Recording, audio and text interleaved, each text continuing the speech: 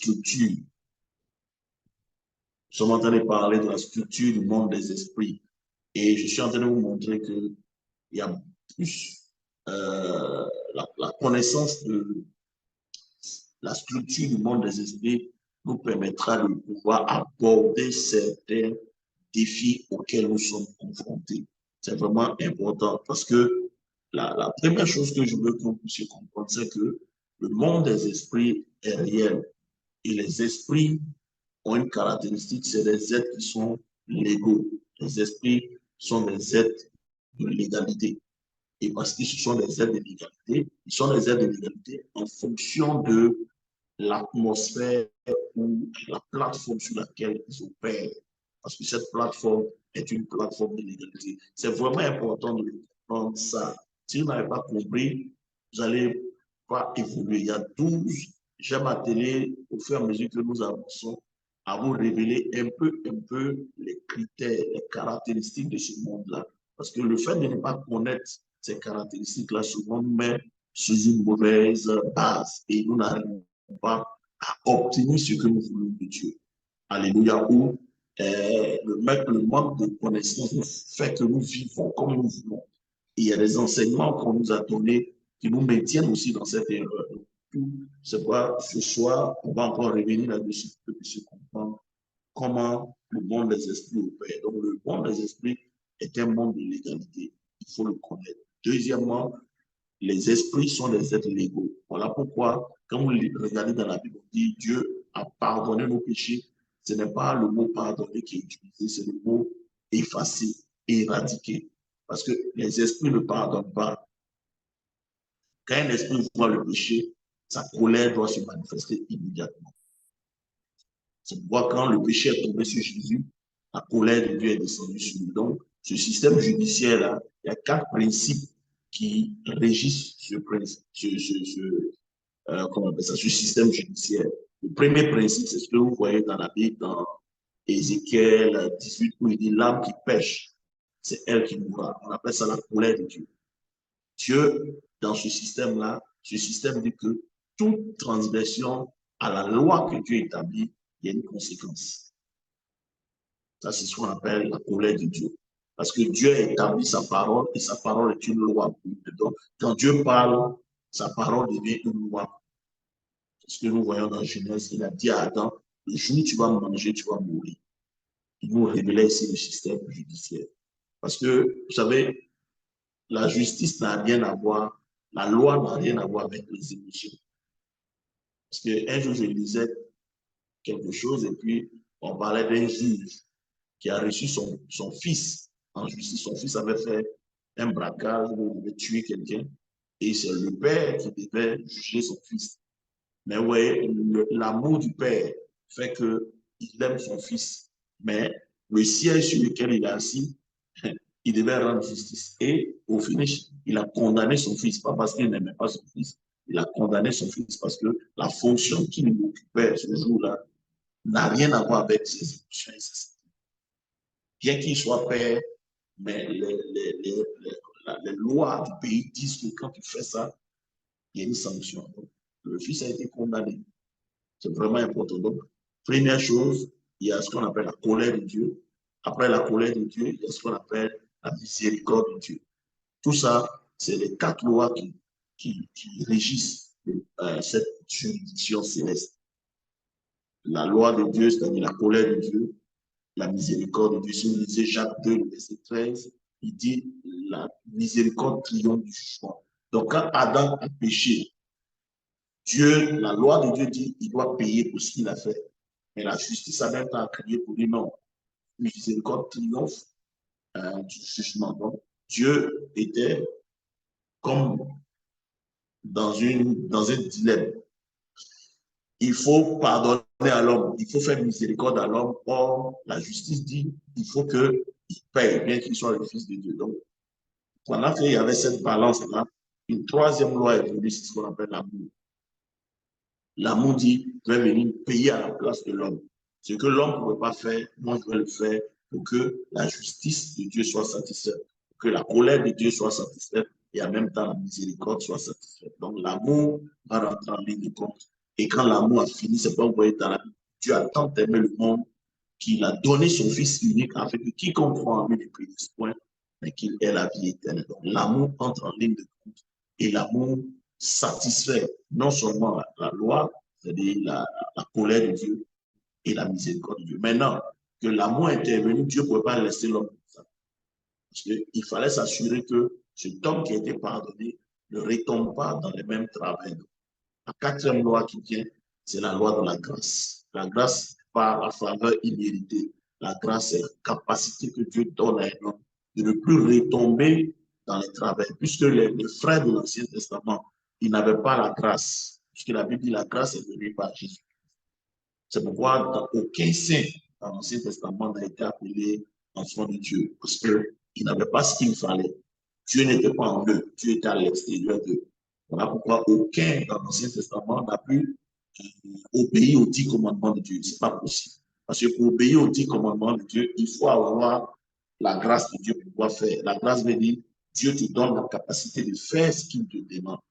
Or, les saints de l'Ancien Testament n'avaient pas ça.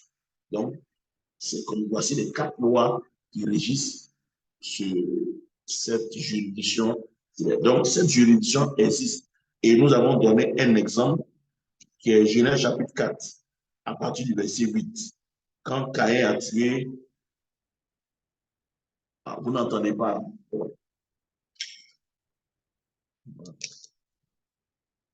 Bon, je vais essayer avec ça, je ne sais pas ce qui se passe. Moi, j'entends, hein. Ah, ok. Moi, j'entends normalement. Ça va. Mais qui m'a envoyé un message pour dire que je n'entends pas? Non, mais c'était moi au début. C'est sur WhatsApp, non?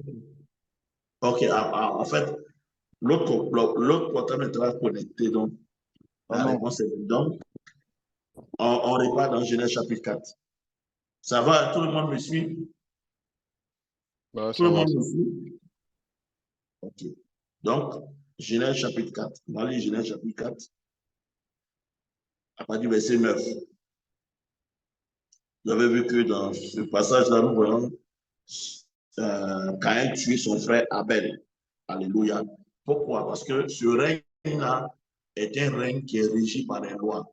Et il y a un certain nombre de choses que ce règne a la capacité de faire. Comme je l'ai dit lundi passé, je vais vous montrer. Donc, quand Caïn tue son frère Abel, Caïn va recevoir une parole qui va venir vers lui. Et la Bible dit, Dieu va dire, Genèse chapitre 9, à partir du chapitre 4, pardon, à partir du verset 9. On dit, et le Seigneur dit à Caïn, où est Abel ton frère? Et il dit, je ne sais pas, suis-je le gardien de mon frère? Ce que Caïn ne savait pas, c'est qu'il était interpellé ici par une juridiction qui n'est pas une juridiction humaine.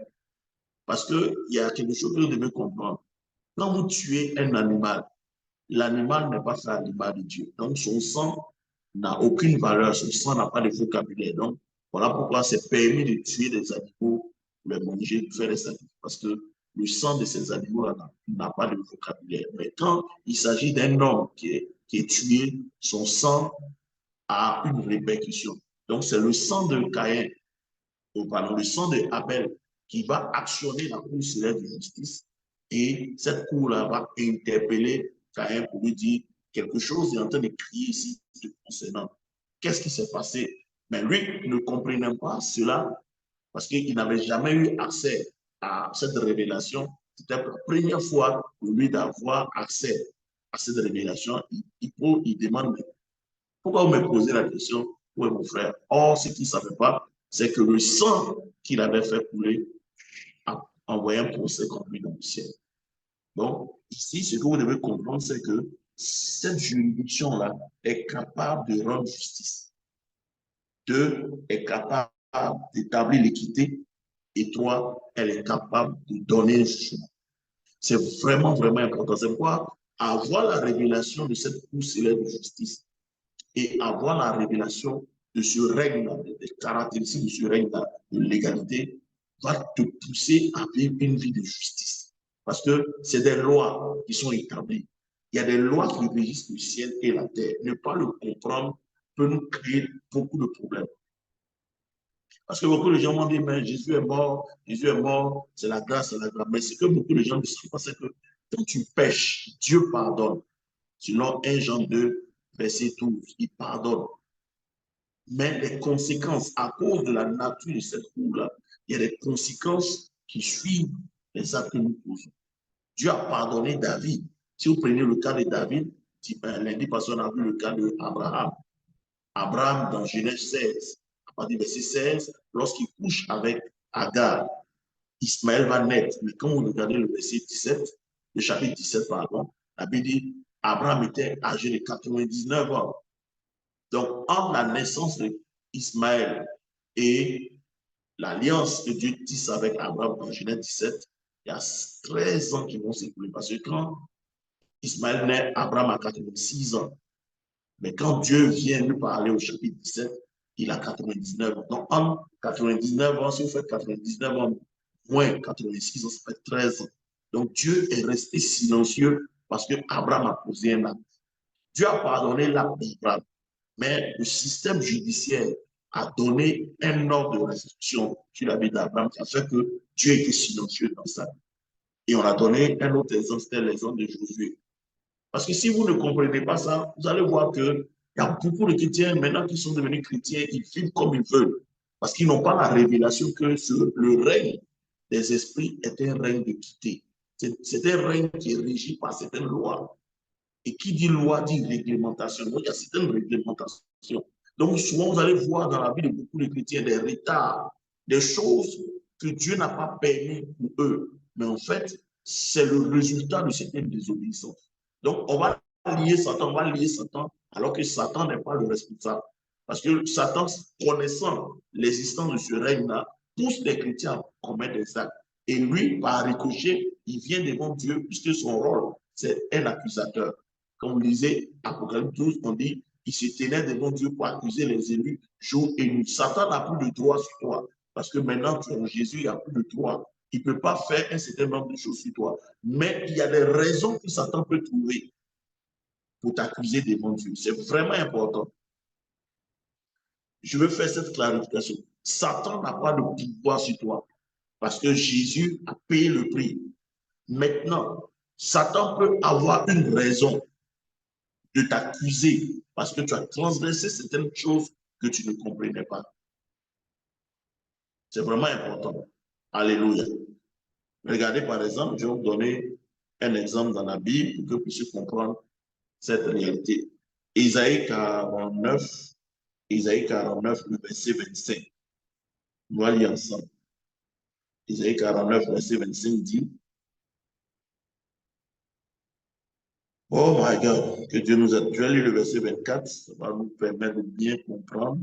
Il dit la proie de l'homme puissant, lui sera-t-elle enlevée, et les captifs légitimes seront-elles, et les captifs légitimes. Donc ça veut dire qu'il y a une légalité qui fait que quelqu'un peut être captif. C'est pourquoi il dit ici, les captifs légitimes. Je vais lire ça dans une autre version encore, pour que ce soit encore plus... je vais prendre la version d'Abi, pour voir ce qu'il dit.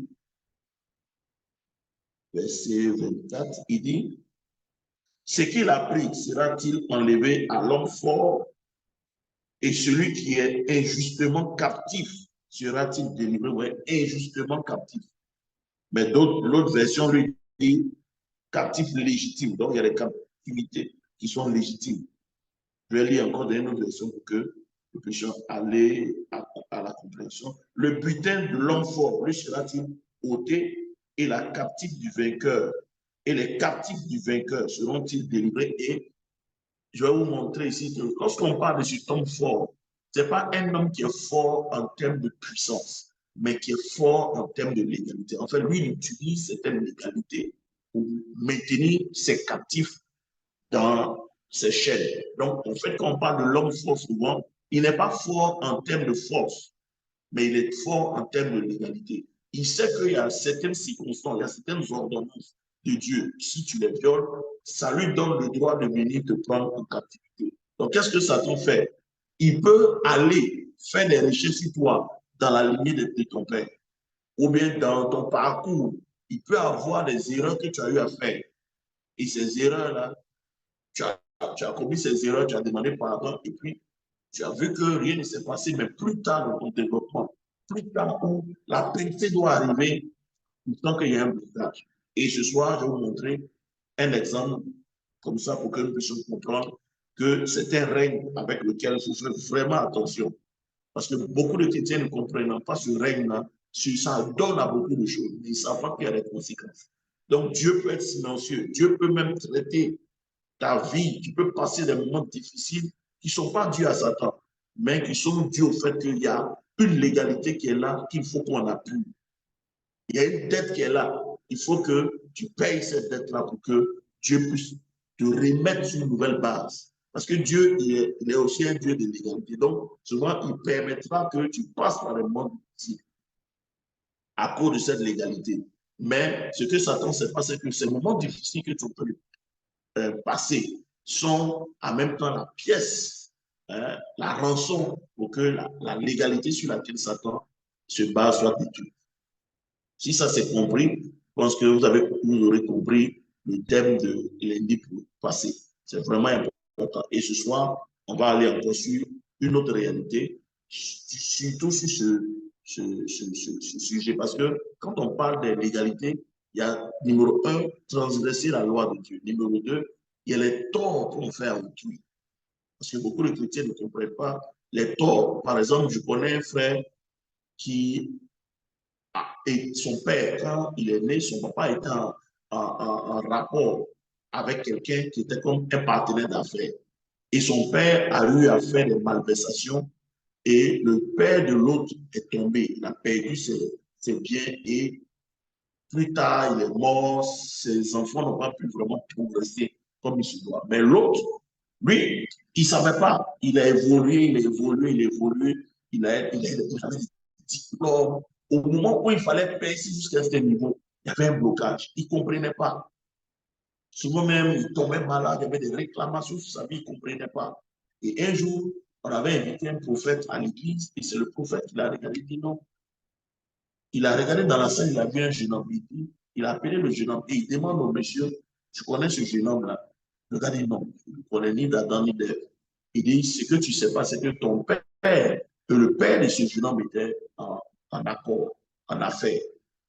Mais regarde comment le jeune homme qu'il a appelé, c'était vraiment quelqu'un qui se cherchait, qui se débrouillait. Quand tu le vois, tu sentais que le gars, c'était la galère. Et il dit, ce que le petit est en train de vivre, la galère que ce jeune homme est en train de vivre, est due au fait que ton père a fait une malversation qui a lésé ces gens-là. Donc, c'est ce qui est en train de crier contre toi, des bons dieux. Wow. Et il a demandé au monsieur de pouvoir rectifier, restaurer la vie du jeune homme, l'aider financièrement. Je vous assure que quand le monsieur a commencé à aider ce jeune homme-là pour corriger l'erreur de son père, qu'est-ce qui s'est passé? Il a eu son pied arrêté. Il a eu son agrégation. Aujourd'hui, on nous parle de monsieur, il est agrégé. Il a son PhD. Il a une agrégation. Il est passé à un niveau supérieur. Mais pourquoi? Tant que cette légalité-là ne pouvait pas être ou n'était pas réglée, le gars était bloqué. Mais ouais, il prie, il fait tout ce qu'il faut faire, mais il ne savait pas qu'une légalité criait. C'est pourquoi ce soir, je prie pour toi que Dieu te donne la compréhension. Parce que souvent, on accuse le diable parce qu'on ne comprend pas sur quel terrain on travaille. Le terrain sur lequel nous sommes allés, là, le terrain de la spiritualité est un terrain de légalité. Beaucoup payent aujourd'hui. Satan, c'est pourquoi je dis dans le monde, dans le combat spirituel, il y a deux types de combats. Il y a les combats qu'on fait sur le terrain de guerre, mais il y a les combats qui se font dans une législation qui est la législation judiciaire. Et les combats qui se font sur le champ de guerre sont différents des combats qui se font dans un espace de légalité. C'est pourquoi lundi, je me suis évertué à vous donner certaines choses que la Bible dit pour pouvoir traiter. Parce que quand Dieu dit, par exemple, venez et plaidons, quand Dieu dit venez et plaider, ça veut dire que, frère, on n'est plus sur le terrain de la guerre, on est sur un terrain de légalité. Or, la légalité n'a rien à voir. La loi n'a rien à voir avec les émotions. La loi n'a rien à voir avec les pleurs. Donc, tu peux pleurer, tu peux te lamenter, Dieu peut être assis. Il ne dira rien parce que, frère, Dieu n'est pas seulement ton papa. il est aussi un juge. Or, la justice veut que Dieu, dans toutes les décisions qu'il prend, il soit trouvé non coupable. C'est pourquoi la Bible dit, lui qui n'avait pas connu de péché, Dieu l'a fait devenir péché, afin qu'en lui, nous devenions la justice de Dieu. Mais que Dieu soit trouvé juste. Est-ce que vous savez que dans l'œuvre de Christ à la croix, il y avait un enjeu. Dieu n'a pas seulement envoyé Jésus pour nous sauver, mais dans le salut que Jésus a fait pour nous, il était important que les droits de Satan ne soient pas lésés. Parce que, effectivement, la Bible dit on devient esclave de celui à qui on obéit. Donc, le fait que Adam ait obéi à Satan, il est devenu esclave. Donc, comment Dieu allait venir nous retirer de la main de notre maître sans léser ses droits? Voilà pourquoi Satan, la Bible dit, si les puissants des ténèbres avaient compris la sagesse de Dieu, ils n'auraient pas crucifié Jésus. En crucifiant Jésus, on se rend compte que Jésus est innocent. La Bible dit, c'est l'âme qui pêche qui doit mourir. Jésus n'a pas péché, toi tu le tues. Donc Satan a perdu sa base de légalité. Donc ce qu'on fait dans ce genre de combat, il faut travailler pour que les légalités, les bases sur lesquelles Satan s'appuie pour nous bloquer, pour nous priver des droits de l'Alliance, parce que je suis en train de faire une série sur le combat spirituel. J'ai donné 2 raisons pourquoi Satan nous attaque. Le pourquoi du combat spirituel, numéro 1, le pourquoi du combat spirituel, c'est de te retirer de la couverture de Dieu. Satan sait qu'il ne peut pas avoir un homme qui est couvert par l'autorité de Dieu. Et numéro 2, nous priver de la vie abondante que le Seigneur a voulu pour nous par sa mort et sa résurrection. Est-ce que c'est compris à ce niveau? S'il y a une question, j'attends quelques questions avant d'aller sur ce que nous allons voir ce soir. C'est vraiment, vraiment très important de comprendre ces choses-là, parce que quand vous les comprenez, ça devient facile pour vous de pouvoir naviguer. Donc, il faut que vous sachiez, c'est quoi tous ceux qui ne sont pas disciplinés. Si tu n'as pas une vie chrétienne disciplinée, ça va chauffer, parce que ce système-là a la capacité de voir certaines choses et de rendre des verdicts. Voilà pourquoi quand Caïn tue son frère Abel, qu'est-ce qui se passe? Bah, il est maudit. Le système se réveille comme lui parce que la voix du sang de son frère parle. Donc, imaginez les familles desquelles nous venons. Combien de voix parlent de nos familles? Combien de choses parlent de la terre de nos parents, de la terre de nos familles, de la terre même de nos nations, individuellement, familialement et sur le plan de la région de laquelle nous sommes venus. Il y a des régions où c'est le sang qui a bâti. Regardez un gars comme Béanzé, où on a tué des milliers de personnes, on a pris leur sang pour mouiller le ciment pour faire une case. Mais toutes ces personnes qui ont été sacrifiées, imagine que tu es le fils de Béanzé. Tout ce sang-là, ces gens-là vont devant Dieu. Vous avez vu dans l'Apocalypse ce passage où on voit les gens, les martyrs venir devant Dieu pour dire jusqu'à quand tu ne vas pas tirer vengeance de notre sang. Donc ça veut dire qu'il y a des voix qui parlent dans cette cour-là, qui nous réclament certaines choses.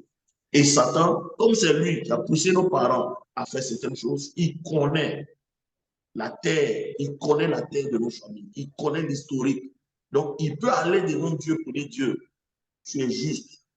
Voilà ce que le monsieur a fait. Voici ce que ses ancêtres ont fait. Selon la loi de la généalogie, il y a ce qu'on appelle l'héritage. Il est héritier de ça. Il doit payer.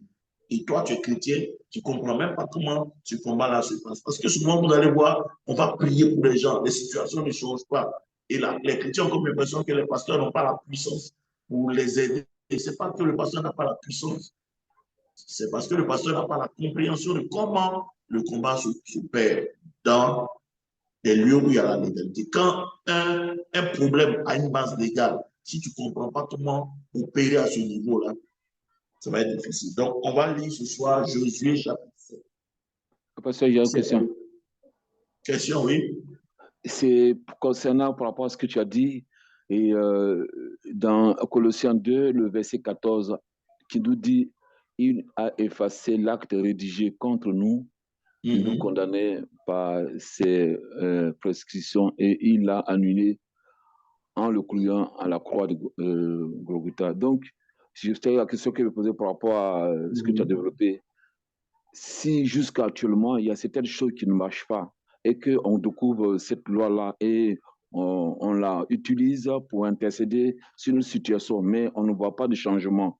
dans ces conditions, est-ce qu'il y a encore autres choses qu'on peut aller chercher? C'est ce que nous sommes en train de voir, en fait. Tu n'étais pas là D'accord. dimanche, lundi passé, donc tu prends OK. le train en marche.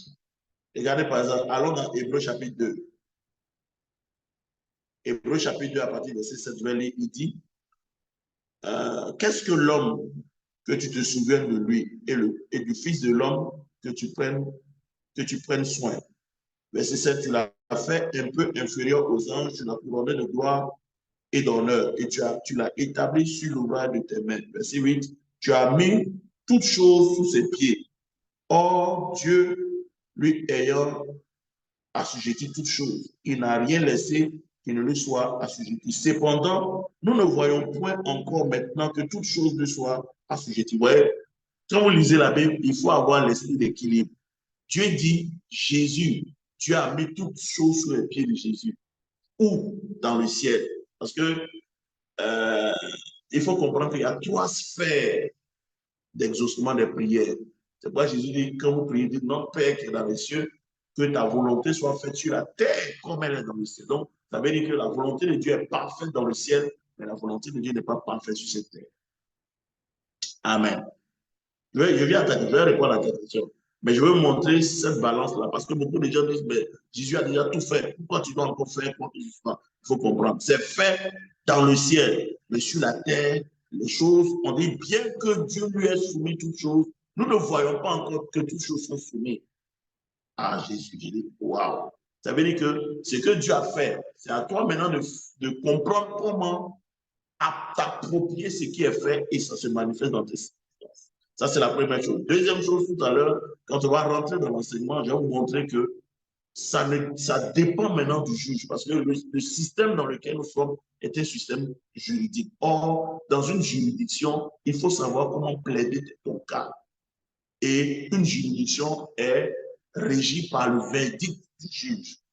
C'est pourquoi si vous lisez Luc 18, Jésus nous parle de il y a 3 sphères où la prière est présentée. Première sphère, Luc 11, verset 1 à 4, il parle de Dieu comme Père, approcher Dieu comme Père. Il dit quand vous priez, dites notre Père qui est dans les cieux. Ça, c'est une autre dimension dans laquelle on rentre quand on veut prier pour certains besoins.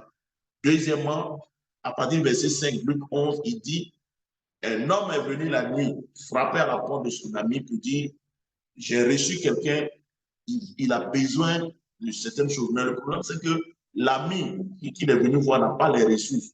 Mais l'ami connaît un autre ami qui a les ressources. Donc, l'ami va voir celui qui a les ressources, va satisfaire les besoins de celui qui est dans le besoin, qui est venu le voir la nuit, le déranger. C'est ce qu'on appelle approcher Dieu comme ami. Dans cette sphère où on approche Dieu comme un ami, on vient pour pouvoir recevoir ses intercessions. On ne prie pas pour nous, mais on vient plaider pour que les besoins des gens soient satisfaits. Où est la différence? Maintenant, dans Luc chapitre 18, à partir du verset 1, il nous montre un autre aspect de la prière où Dieu est juge. Il dit il y avait une veuve qui est venue voir un juge pour que le juge lui fasse justice de sa partie adverse. Ça veut dire quoi? Quand la veuve là vient, elle ne s'attaque pas à son ennemi. Elle parle au juge. Et quand le juge donne le verdict, c'est ce verdict-là maintenant qu'elle prend pour attaquer l'ennemi. Donc, dans la sphère où Dieu est juge, la prière dépend de la parole que le juge va donner, le verdict. C'est pourquoi, je l'ai dit lundi passé, il y a beaucoup de gens qui enseignent que non, si tu as la foi, là, on a une nouvelle créature, si tu déclares, ça arrive. Non. Je vais montrer que Jésus a prié 3 fois pour un même sujet. Le fait de répéter et prier pour un même sujet plusieurs fois ne veut pas dire que tu n'as pas la foi. Parce qu'il y a plusieurs types de prières.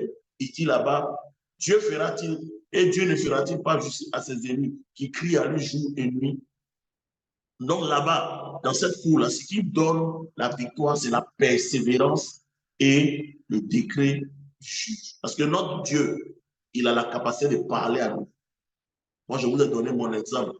Quand mon épouse et moi, après 14 ans de mariage, on n'avait pas d'enfant. Nous étions des gens normaux, on allait à l'hôpital, on a fait tous les tests pour dire tout va bien.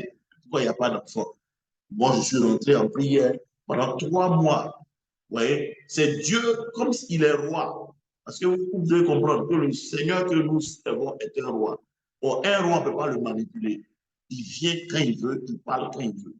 Donc, pendant que j'étais en train de prier, après 3 mois, le roi a donné un verdict. Il m'a donné un verset biblique et j'ai compris que ce verset biblique qu'il m'a donné voulait dire que tout ce qui parlait contre mon enfant est OK. Et ça n'a pas suivi, ça n'a pas duré, ma femme a pris un enfant.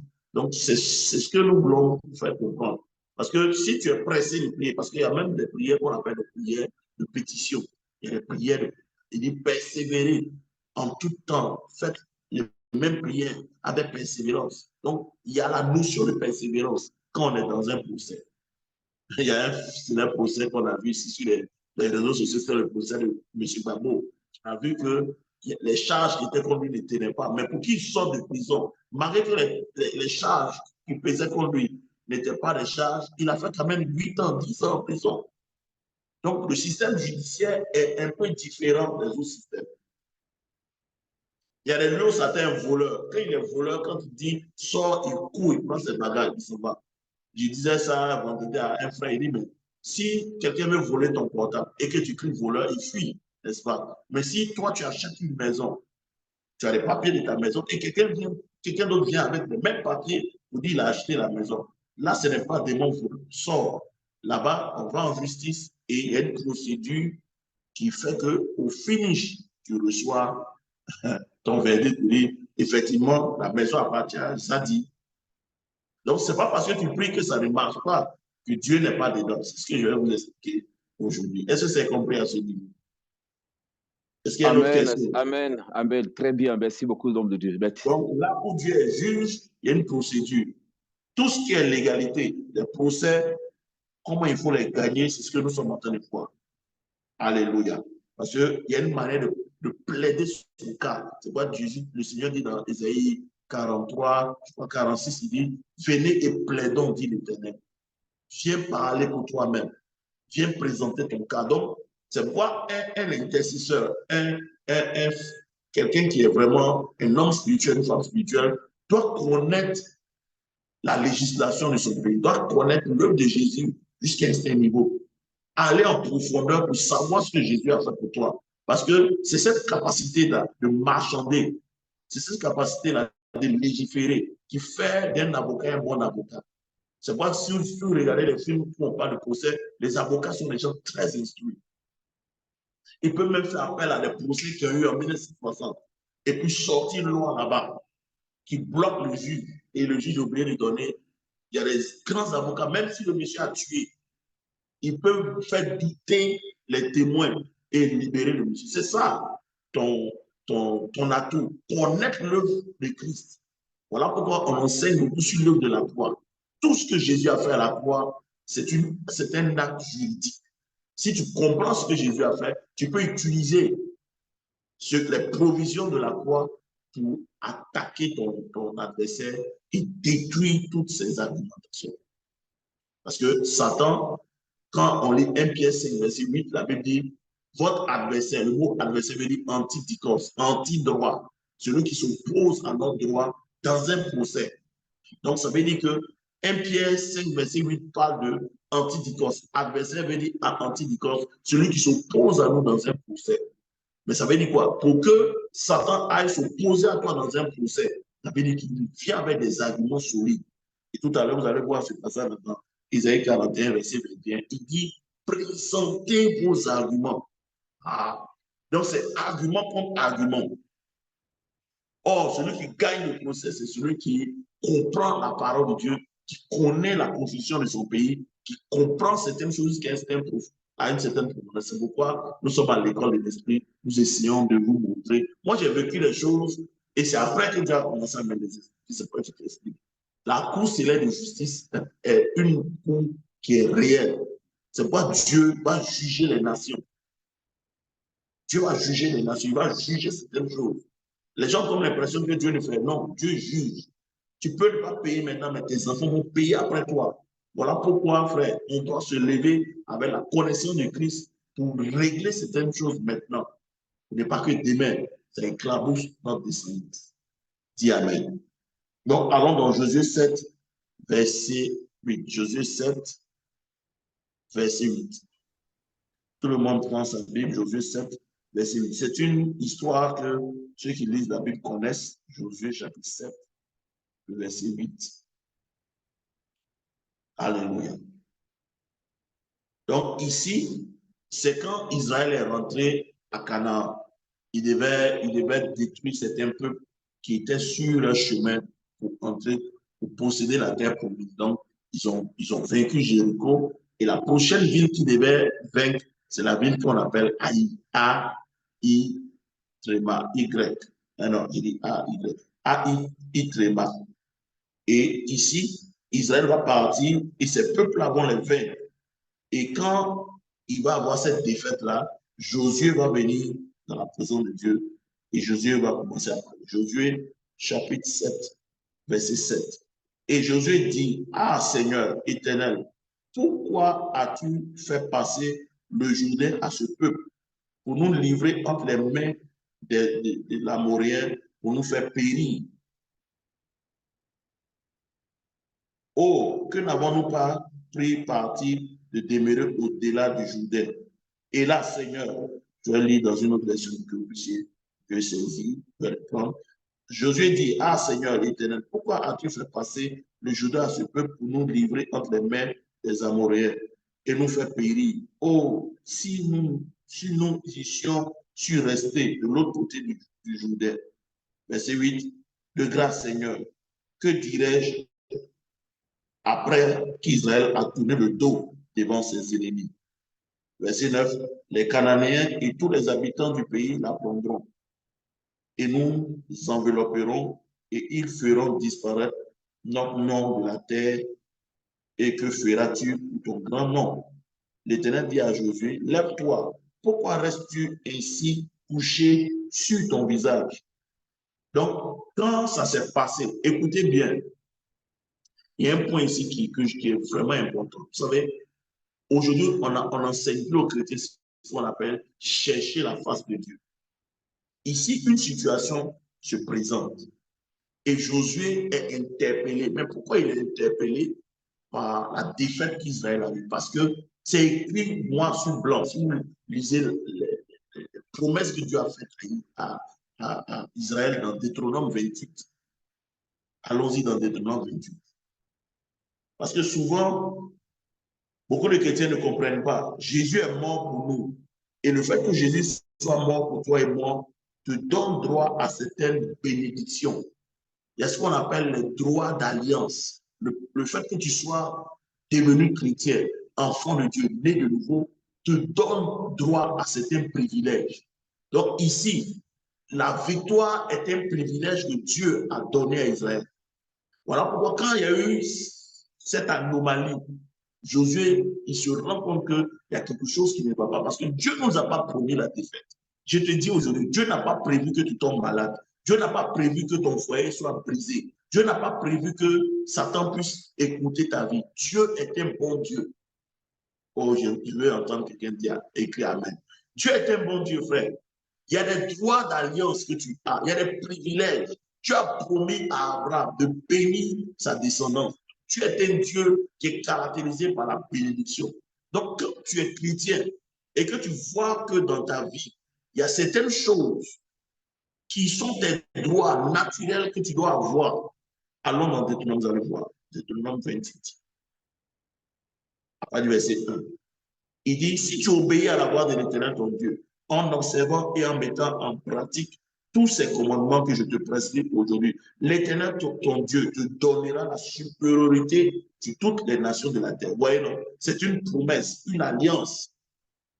Donc, dans cette alliance que Israël tisse avec Dieu, dit, si vous êtes dans l'obéissance, voici ce qui doit vous arriver. Vous aurez la supériorité sur toutes les nations de la terre. Verset 2. Voici toutes les bénédictions qui se répandront sur toi et qui seront ton partage lorsque tu obéiras à la voix de l'Éternel ton Dieu. Tu seras béni dans la vie et tu seras béni dans les champs. Le fruit de tes entrailles, le fruit de ton sol, le fruit de tes troupeaux, la portée de ton gros, de ton menu bétail, toutes ces choses seront bénies. Ta corbeille et ta huche seront bénies. Tu seras béni à ton arrivée, tu seras béni à ton départ. Verset 7. L'Éternel te donnera la victoire sur tes ennemis. Donc, vous voyez, à cause de cette clause-là, dès que Josué apprend qu'il y a eu une défaite. Il dit, c'est pas possible. Il faut que j'aille voir Dieu. C'est pourquoi il vient, il se couche toute la journée dans la présence de Dieu. Parce qu'il faut que Dieu réponde. Frère, écoute-moi bien. Quand il y a des choses qui n'arrivent pas à ta vie, ne prends pas ça à la légère. Quand tu t'attends à certaines bénédictions que tu ne vois pas, ne prends pas ça à la légère. Quelque chose est là qui t'empêche de rentrer dans cette promesse. Parce que je vous ai dit, l'objectif de Satan, c'est de te priver de la vie abondante. Dieu nous a promis une vie abondante. Il dit, le voleur ne vient que pour dérober, égorger, détruire. Moi, je suis venu afin que mes brebis aient la vie et qu'elle ait cette vie abondante. Donc, quand quelque chose vient et s'oppose, est contraire à tes droits d'alliance, tu ne dois pas te taire. Tu dois aller devant Dieu. Et regardez, c'est pour répondre à Zadi. Ouais, Josué s'est couché pendant combien de temps dans la présence de Dieu? Jusqu'à ce que le juge parle. C'est là où beaucoup de chrétiens, nous ne sommes pas formés dans cette optique-là. On n'a pas appris aux chrétiens à demeurer dans la présence de Dieu jusqu'à ce que Dieu parle. C'est ça la faiblesse aujourd'hui des chrétiens. Tu dois demeurer là jusqu'à ce que Dieu puisse dire qu'est-ce qui se passe. Et Dieu est venu dire, Josué, pourquoi tu es couché? Qu'est-ce qui se passe? Et Dieu va dire, lève-toi, car Israël a péché. C'est parce que Israël a péché que Israël est dans la défaite. Vous savez, il y a plein de choses comme ça qui sont dans nos vies et nous laissons passer parce que nous ne prenons pas le temps de chercher Dieu. Si on prend le temps de chercher Dieu, Dieu va nous dire quelle est la cause. Dieu est un bon Dieu. Oh, je veux que quelqu'un me dise, Dieu est un bon Dieu. Dieu est un bon Dieu.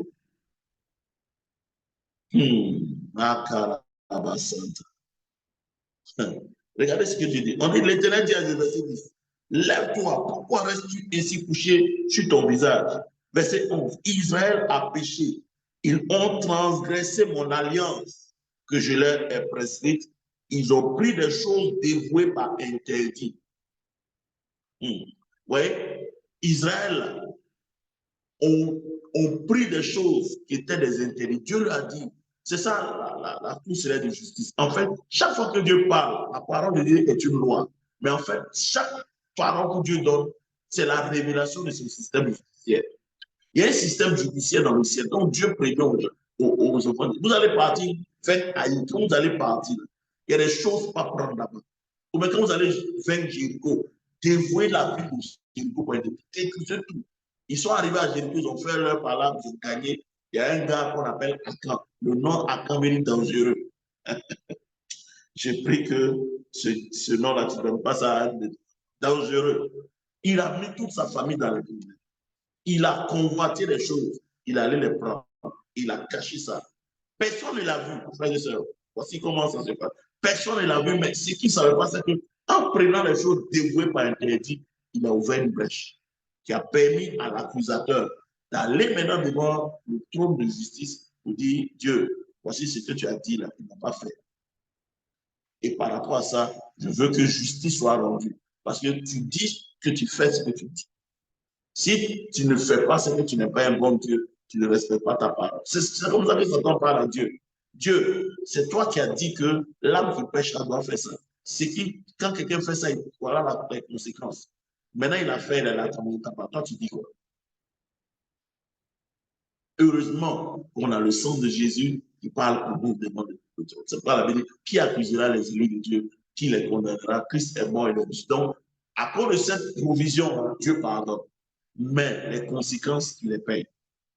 Parce que vous pensez que quand Dieu pardonne, c'est fini. Non. Les conséquences, c'est ce qui a fait que David, quand il a commis l'adultère avec Bathsheba et qu'il a tué le mari de la dame, il y a 4 fléaux. Quand vous allez voir Absalom, parce que beaucoup d'hommes de Dieu, on prend ce passage pour parler de loyauté, de loyauté. Mais ce qui ne savent pas, c'est que c'est le système judiciaire fait que David va quitter son trône pendant quelques mois. Parce que Absalom, son fils, veut le tuer. Donc, à cause de l'acte qu'il a posé, les conséquences, David a quitté son trône. Absalom dit, c'est moi le nouveau roi d'Israël. Mais en fait, si on ne collait pas, vous ne voyez pas le fil à aiguille, ce qui se passe, des événements, les choses qui sont cachées derrière les événements, vous allez penser que c'est Absalom qui s'est levé, il était quelqu'un de rebelle. Non, non, non, non. Frère, c'est la conséquence des actes que David a posés. Dieu dit, OK, comme tu l'as fait, tu vas quitter ton trône pour un certain temps, jusqu'à ce que la justice de Dieu soit satisfaite et on va te rétablir. Donc, David a dû fuir le trône jusqu'à ce que Dieu le rétablisse sur son trône. C'est ça la justice. Alléluia. C'est ce que nous sommes en train de voir ce soir. Dis Seigneur, je reçois la grâce de comprendre ces choses. Frère, je vous assure, moi-même, je suis pasteur depuis des années. Dieu a commencé à me parler de ces choses. J'ai commencé à réaliser que, wow. Donc, aujourd'hui, je suis là. Frère, je n'ai même pas envie même d'être dans la justice. J'ai même eu des pasteurs qui ont bâti des choses pendant des années. Et puis un jour, Dieu leur apparaît. Et puis Dieu dit, tout ce que tu as fait, je n'étais pas dedans. Waouh! Regardez mes pasteurs. Dieu, 20 ans, j'ai utilisé ton nom. J'ai même vu des miracles. Dieu dit, mais tu as utilisé mon nom, les miracles sont manifestés, mais je ne suis pas dedans.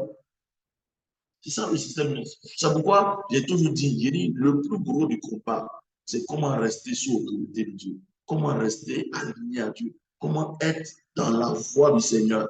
Comment être aligné avec le ciel. Parce qu'un homme qui n'est pas aligné au ciel, il est en danger. Il va faire beaucoup de choses. Et Satan va s'assurer que tu réussisses.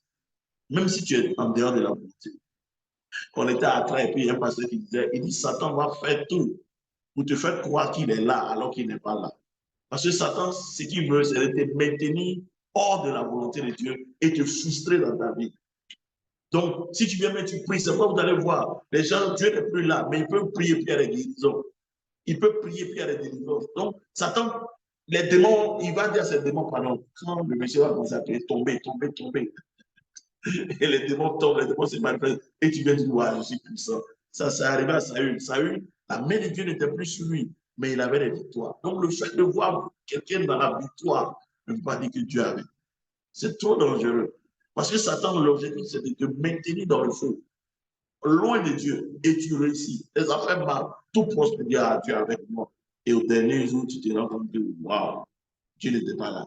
Je prie pour toi ce soir, que Dieu ouvre tes yeux. Donc, quand il y a des choses qui viennent et que vous subissez les choses qui sont différentes de votre alliance, sachez qu'il y a une porte qui est ouverte où il y a une légalité qui est là. C'est vraiment, vraiment important. Dis à ton voisin, il y a une illégalité qui est là. Donc, la transgression donne à Satan le droit de s'opposer à nous. Il connaît la structure de la cour céleste. Il peut s'opposer à un homme qui a violé cette loi. Regardez, moi, quand j'ai vu le prophète l'a prié pour le monsieur, j'étais dépassé. C'est ce qu'il est. On ne nous a jamais enseigné ça. Il nous a jamais enseigné, on ne nous a jamais enseigné ça.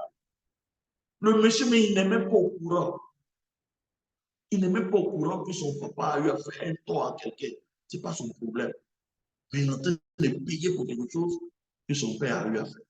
Mais il a fallu que Dieu révèle ça à un homme de Dieu. Et non, ici, là, il y a ça, il y a ça. Il y avait un homme de Dieu comme ça qui aussi prêchait l'évangile.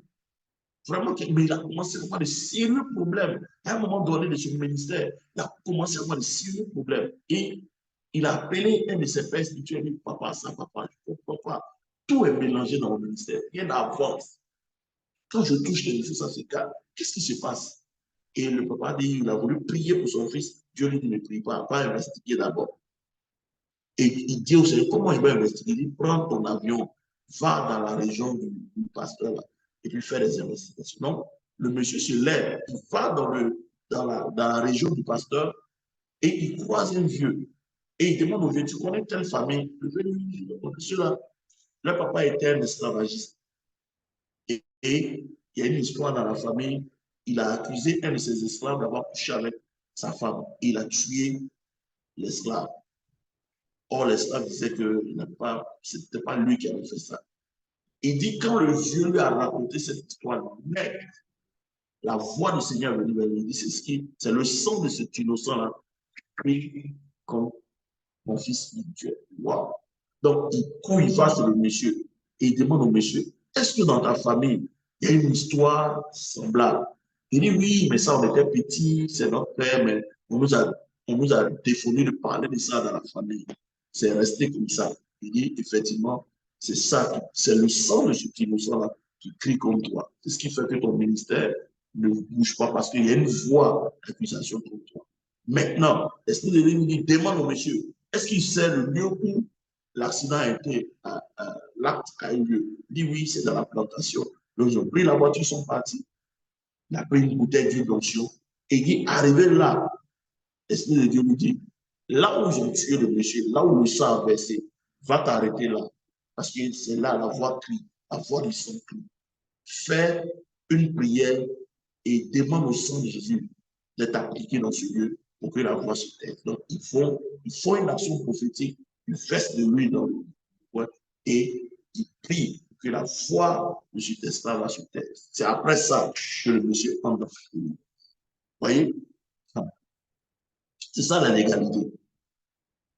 Satan peut ne pas avoir le pouvoir, mais peut avoir un droit basé sur ce qui se trouve dans la lignée de papa ou de maman. Il peut prendre des histoires. Ton père ou ta mère a dû faire des torts aux gens. Et toi, tu ne sais pas, tu n'étais pas né. Tu ne fouillais pas dans les affaires de ton papa, tu ne sais pas. Et tu es là aujourd'hui, tu subis. Donc, Satan prend ça et dit, tu vois cette dame-là. Papa, toi-même, voilà ce que tu as écrit dans ta parole. Tel qui fait ça, tel qui fait ça ne peut pas prospérer. Donc ça, elle ne peut pas prospérer. Et tu fais tout, rien ne prospère. Tu fais tout, tu te bats, tu fais tout, il n'y a pas. Mais si tu ne comprends pas comment ça se passe, tu ne vas pas. C'est pas beaucoup de chrétiens ne comprennent pas. Ils sont devenus aigris. Ils disent, les pasteurs sont des menteurs. Ils prennent l'argent, mais non. Il y a des choses que tu comprends. Les actes que tu poses deviennent par la compréhension des actes que tu poses pour pouvoir régler ces thèmes. Donc, comment on règle ces problèmes-là? Ouais, ici, c'est le cas de Josué. Ils sont arrivés quelque part, on les a battus. Tu peux être malade ce soir, tu peux avoir certains problèmes. Je vais te montrer comment ça se passe. Alors, dans Isaïe, est-ce que quelqu'un est béni ce soir? Isaïe 41, verset 21. Frère, je dis, voilà pourquoi on a prié pour certaines personnes, les personnes meurent. Tu dis, mais ah Dieu, tu dis, vous imposerez les mains aux malades, les malades seront guéris. Mais Jésus a déjà tout fait, le monsieur est guéri. Mais pourquoi on prie et puis ça marche? Parce que, frère, il y a des maladies qui sont basées sur les légalités. Il y a des maladies qui sont venues. Par exemple, regardez quand le roi de l'Égypte, Elimelech, a pris la femme d'Abraham.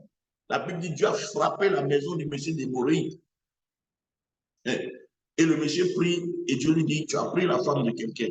Et parce que tu as pris cette femme-là, si tu ne la rends pas, je vais te tuer. Il dit, mais Seigneur, toi-même tu sais que ces gens-là, le monsieur m'a trompé, il m'a dit c'est sa soeur. Regardez, malgré que Abraham avait menti au monsieur. Oh frère, Dieu n'est pas un homme. Malgré que Abraham a menti, ça n'a pas suffi. Tu as frappé. Et Dieu dit au monsieur, va voir Abraham pour qu'il prie pour toi, pour que toi et ta maison soient guéris. Donc, oui, parce que papa a fait quelque chose. Tous les membres de la famille sont malades, démourés, frappés de plaies.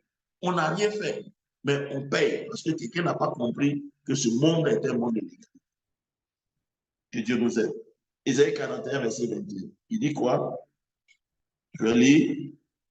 Il dit, plaidez votre cause, dit l'Éternel. Produisez vos moyens de défense. Vous voyez, ça, c'est un procès. C'est dans un procès qu'on utilise ces termes de légalité. Produisez vos moyens de défense, dit le roi de Jacob. Produisez vos moyens de défense. Donc, quand tu es devant de tels cas, il y a une manière de marcher, il y a une manière, il y a un argumentaire. Parce que c'est argument contre argument. Si Dieu dit qu'il faut produire des moyens de défense, ça veut dire que celui qui t'accuse est venu avec des arguments. Donc, il faut aussi venir avec certains arguments pour pouvoir faire quoi? Pouvoir plaider pour que tu sois guéri, pour que soit le vent de ta femme s'ouvre, pour que soit la malédiction qui est en train de frapper la famille puisse être ôtée. Et j'écoutais un homme de Dieu qui parlait, il a donné un exemple pour ça. Il dit, quand il a grandi, il a rencontré son père, son grand-père, le papa de son papa, le père de son papa avait 110 ans. C'est à 110 ans qu'il a connu le monsieur. Et il dit, le monsieur ne portait ni de lunettes, n'avait pas de câble. Le monsieur marchait naturellement, il voyait clair. Et ce monsieur est mort à 121 ans. Il dit, après que le vieux là soit mort, tous les hommes dans la lignée de son père 61 ans, 65 ans, 60 ans, les gens commençaient à mourir. Et quand l'histoire commençait à se répéter, lui, il est devenu chrétien. Allez voir Dieu. Dieu, qu'est-ce qui se passe? Et il dit, pendant qu'il est en train de prier, prier, prier, prier, Dieu lui montre une vision. Et Dieu lui montre que ce qu'il est en train de traiter là, c'est des décennies. En fait, ses parents, Dieu lui dit, en fait, le grand-père, dans la lignée, ils étaient appelés à être des intercesseurs. Dieu voulait faire leur ordination, c'est qu'ils soient des intercesseurs.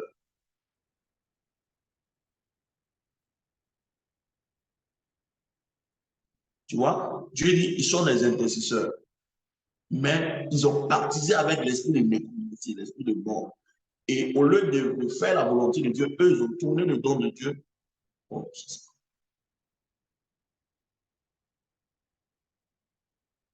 ils ont tourné, ouais, ils ont. Est-ce que vous m'entendez? Il y a MTN qui fait les trucs, c'est pas. Si vous m'entendez, mettez. Oui, vous m'entendez? Vous m'entendez? Est-ce que vous m'entendez?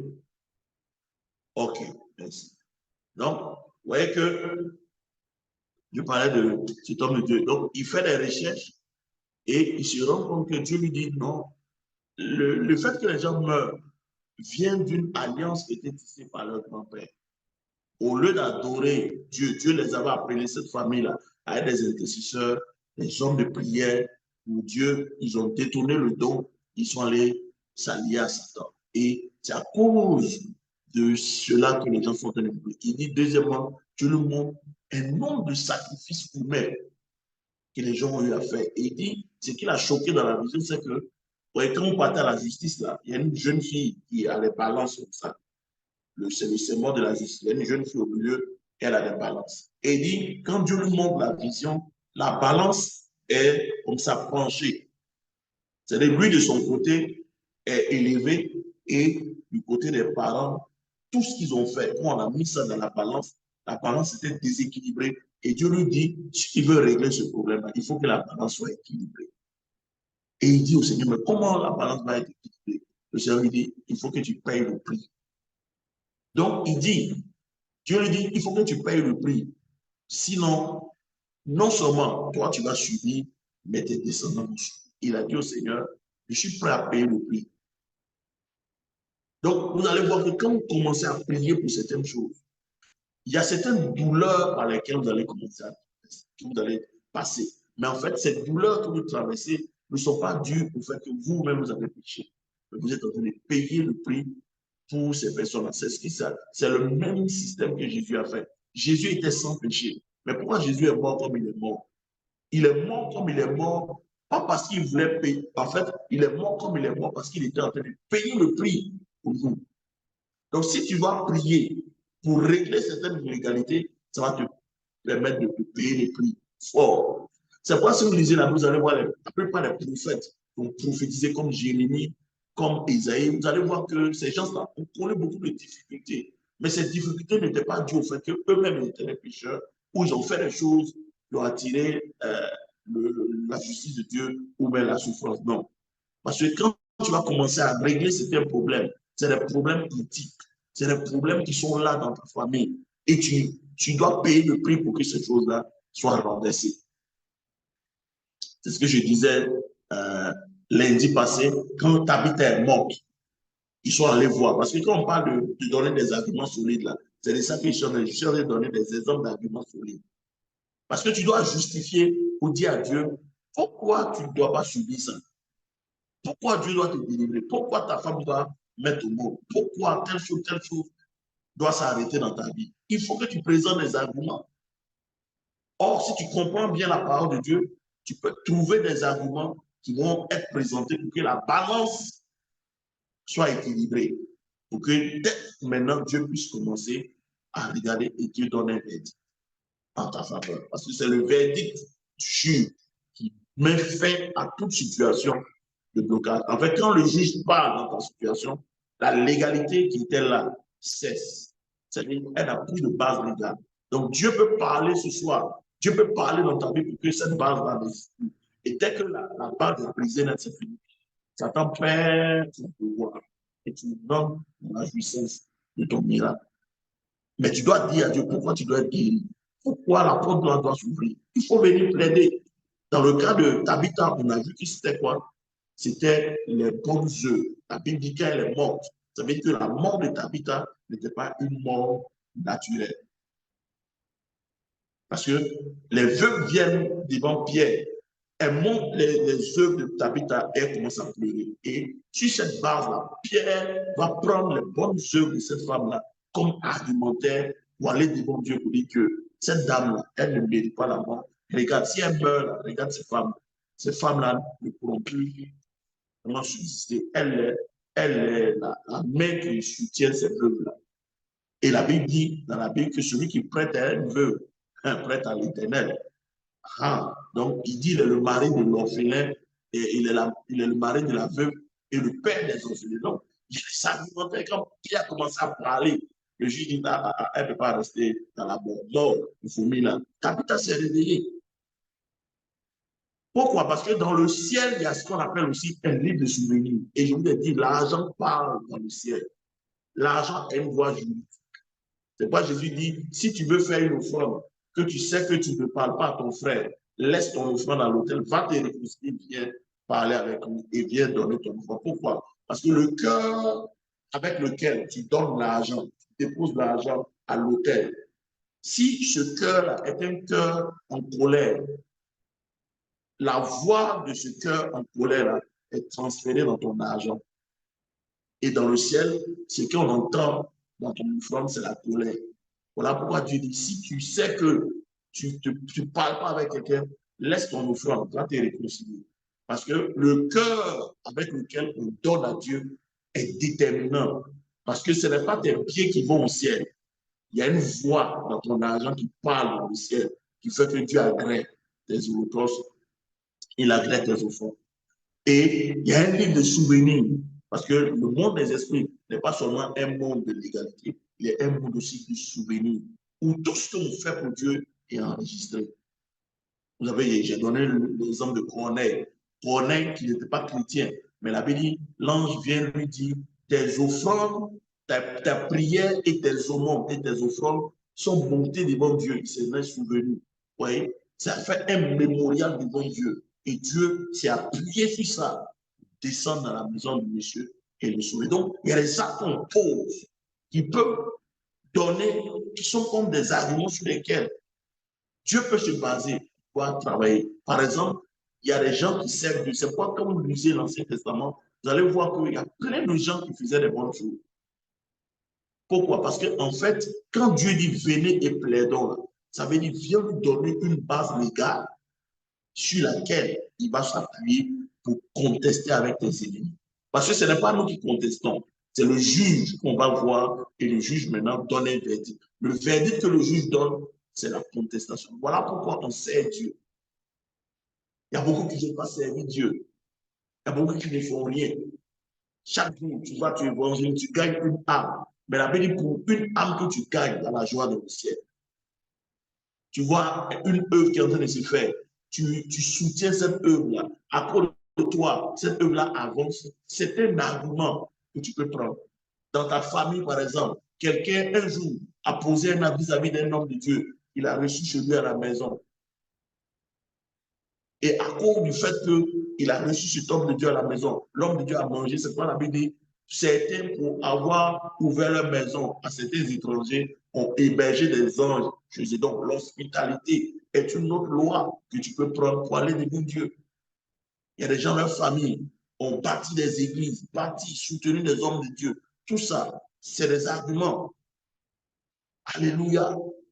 Les prophéties que Dieu a données sur ta vie sont des arguments, Seigneur. Par la bouche de ton secteur, tu avais dit ça. Voilà, malgré ce que tu as dit, la mort me prend. Seigneur, je n'ai même pas encore réalisé ce que tu as dit. Sur cette base, je plaide la liberté. Et tu continues jusqu'à ce que le juge te donne un argument. Je vais te donner un autre argument, Ésaïe 53. Ésaïe 53, à partir du verset 1. Il dit, qui a cru à ce qui nous était annoncé? Qui a reconnu le bras de l'Éternel? Il s'est élevé devant lui comme une feuille plante, comme un rejeton qui sort d'une terre desséchée. Il n'avait ni beauté, ni éclat pour attirer nos regards, et son aspect n'avait rien pour nous plaire. Méprisé et abandonné des hommes, homme de douleur et habitué à la souffrance, semblable à celui dont on détourne le visage, nous l'avons dédaigné, nous n'avons fait de lui aucun cas. Regardez le verset 4. Cependant, ce sont nos souffrances qu'il a portées. Écoutez bien, ici, ce n'est pas juste un récit, c'est un verdict qui est en train d'être donné ici. C'est un argument puissant que le Seigneur est en train de nous donner, qu'on peut utiliser pour aller devant le juge. En fait, dans la provision que Jésus a obtenue pour nous à la croix, la souffrance ne fait pas partie du chemin du chrétien. Écoutez-moi bien. Donc, toute situation qui te peine, qui crée la souffrance dans ton cœur, Dieu n'est pas d'accord avec. Parce que selon la loi de la jurisprudence, par exemple, on ne peut pas payer 2 fois pour le même crime. Imagine, le frère de Khalil a fait quelque chose et Khalil s'élève pour dire, bon, moi je vais aller en prison pour lui, laissez-le. Khalil va taper les temps de prison, il sort. Est-ce que quand Khalil a fini de purger sa peine, on peut attraper son frère pour le remettre en prison? Si on prend son frère et on le remet en prison, c'est une violation. Donc, Jésus a déjà pris certaines choses. Il a porté mes souffrances, il a porté mes douleurs, il a porté mes maladies. Si la maladie là veut me tuer, elle est illégale. Vous voyez? Donc, quand tu comprends ces genres de choses-là, tu comprends l'œuvre de Christ jusqu'à un certain niveau, tu peux te baser sur ce que Jésus a fait et dire à Satan, au Père, au juge, papa, voilà ce que tu as prévu dans la Constitution. Tu ne dois pas payer 2 fois. Tu ne dois pas souffrir 2 fois pour ce que ton fils a souffert pour moi à la croix. C'est une violation de mes droits. Ça, c'est un argument. La seule chose qui permet à un homme de souffrir, c'est quand il n'a pas Jésus. C'est vraiment important ce que Jésus dit. Si un homme n'a pas Jésus, il n'y a pas de provision pour lui. La provision est en Christ. Voilà pourquoi, quel que soit ce que Satan peut faire, nous avons la victoire. Parce que tu peux utiliser ce que Jésus a fait et te tenir devant le juge fermement. Parce qu'il y a certains aspects de l'œuvre de Jésus que plus tard je vais donner. J'avais commencé avec les fondements spirituels, j'ai arrêté parce que je vais revenir, parce qu'à cause de ce enseignement, je vais revenir sur ce qu'on appelle l'acte de la substitution. Qu'est-ce que Jésus a obtenu pour toi à la croix? Je vais donner 8 choses que la mort de Jésus a obtenues pour toi. Tu peux te baser sur ces faits à l'aide de Dieu. Voilà pourquoi quand on commence à prier et citer certains versets, ce n'est pas juste des versets, c'est des verdicts. Quand le frère Zadi dit, par exemple, l'arbre, il est effacé l'arbre dans la Jérôme, c'est une provision. Mais c'est un argumentaire que tu peux prendre. Tu dis, Seigneur, sur cette base-là, je ne peux plus payer pour ce que je suis en train de faire. Cette malédiction n'a plus de droit de rester dans nos vies. Parce que Christ a fait ça. Et chaque jour, je viens devant le juge, comme la veuve, fais-moi justice. Voilà la provision. Seigneur, ça c'est mon droit d'alliance. Voilà ce que tu as dit dans la parole pour les héritages. Tu as dit, désormais, ce n'est plus les enfants qui paieront pour les parents. Mais désormais, l'âme qui paie, c'est elle qui mourra. Seigneur, moi, je n'ai rien fait. Je n'étais pas là quand mes parents faisaient ça. Tu sais pas, Satan n'a pas le droit de faire ça, de faire ça, de faire ça. Et pendant que tu es en train de faire comme Josué l'a fait, Dieu va commencer à dire, lève-toi. Il y a ça, il y a ça. Et si vous lisez la fin du chapitre 7 de Josué 7 qu'on a lu, il va dire à Josué de dévouer par interdit. Donc, Achan et toute sa famille seront exterminés et tout ce qu'il a volé seront brûlés. Pourquoi? Parce qu'il faut qu'on enlève la base légale pour que la délivrance se fasse. Et allez-y lire plus tard, au chapitre qui va suivre, Israël allait faire le même combat. Israël a eu une victoire éclatante. Vous voyez? Quand la prémisse ou quand la légalité est ôtée, les choses deviennent faciles. La percée devient facile. La prospérité devient facile. La multiplication devient facile. La délivrance devient facile. Le salut devient facile parce qu'il n'y a plus de légalité. Ça a été ôté. Je prie ce soir que toute légalité qui est placée, qui est là, sur laquelle Satan s'appuie pour persécuter ta vie, pour persécuter ta santé, pour persécuter ton foyer, pour persécuter ta prospérité, pour bloquer ta vie et te frustrer. Par le sang de Jésus, nous brisons ces choses ce soir. La Bible déclare que le châtiment qui nous donne la paix est tombé sur lui et c'est par ses blessures que nous sommes guéris. Frère, on peut régler beaucoup de problèmes. Mais le problème, c'est que beaucoup de chrétiens ne sont pas persévérants. Parce que, frère, quand tu vas commencer à faire, tu vas commencer à prier, il y a des informations que tu n'avais pas, que Dieu va commencer à te donner sur ta famille. Il y a des informations que tu n'avais pas, Dieu va commencer à te révéler sur ta lignée. Et ce sont ces informations-là. Dieu va te donner maintenant comment on fait. Parce que si c'est basé sur des sacrifices humains, par exemple, tu es issu d'une famille où il y a des sacrifices humains, Dieu va te dire, pour que la balance soit équilibrée, il y a un type de date que tu dois poser. Frère, moi j'ai compris que servir Dieu là, ce n'est pas un religieux. Moi, je ne suis pas un religieux. Je ne suis pas un religieux. Parce que beaucoup sont dans la religion. Quand on parle de ces choses-là, beaucoup disent non, même les pasteurs, non, frère. Si tu ne sais pas ce que tu es en train de faire, tu vas donner l'argent aux gens vont bouffer. Mais quand tu sais ce que tu es en train de faire, hein, prochainement, je vais vous montrer comment, avec l'argent, je vais vous montrer des passages dans la Bible qui parlent de l'argent et qui montrent comment l'argent a une voie. Je vais vous montrer un procès encore. Alors dans Daniel 9, non, dans Daniel 7, verset 9 à 10. Regardez ce que la Bible dit. Daniel 7, verset 9 à 10. Je ne sais pas si quelqu'un est venu ce soir, frère. Dieu ne veut pas que Satan ait le pouvoir sur toi. Dieu a tout accompli en Jésus. Regardez le verset 9. Daniel 7, verset 9. Il dit, je regardais pendant que l'on plaçait des trônes et l'ancien des jours s'assit. Son vêtement était blanc comme la neige et ses cheveux et les cheveux de sa tête étaient comme la laine pure. Son trône était comme des flammes de feu et les roues comme un feu ardent. Un fleuve de feu coulait et sortait de devant lui. 1000 milliers le servaient et 10 000 millions se tenaient en sa présence. Les juges s'assirent et des livres furent ouverts. Je regardais alors, à cause des paroles arrogantes que prononçait la corde, et tandis que je regardais, l'animal fut tué et son corps fut anéanti, livré au feu pour être brûlé. Verset 12, les autres animaux furent dépouillés de leur puissance, mais une prolongation de vie leur fut accordée jusqu'à un certain temps. Je regardais pendant mes visions nocturnes et voici, sur les nuées des cieux arriva quelqu'un de semblable à un fils de l'homme. Il s'avança vers l'ancien des jours et on le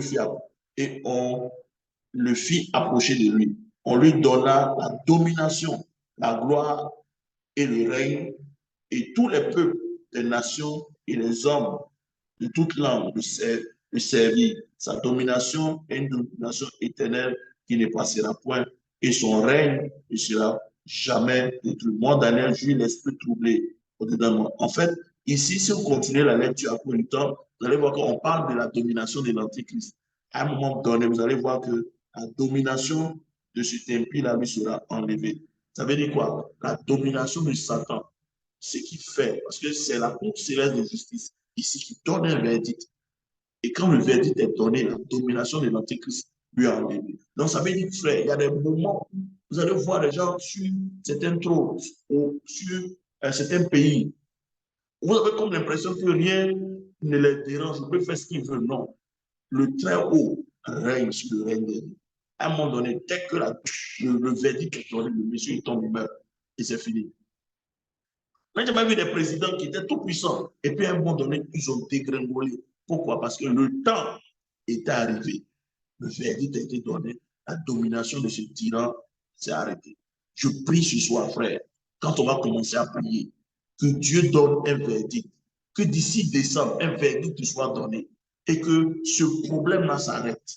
Parce que Dieu ne veut pas que tu pleures. Quand tu pleures, Dieu n'est pas d'accord. Oh, je n'ai pas entendu quelqu'un dire Amen. Si tu dis Amen, ça va t'arriver. Quand tu es... Amen. Regardez le verset 26, Daniel 7, il dit, il prononcera les paroles contre le Très-Haut, il opprimera les saints du Très-Haut et il espérera changer les temps et la loi. Et les saints seront livrés entre ses mains pendant un temps et la moitié d'un temps.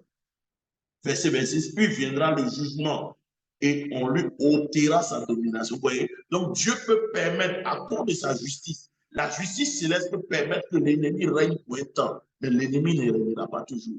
Quand l'Antéchrist va venir, il va penser qu'il va avoir la domination.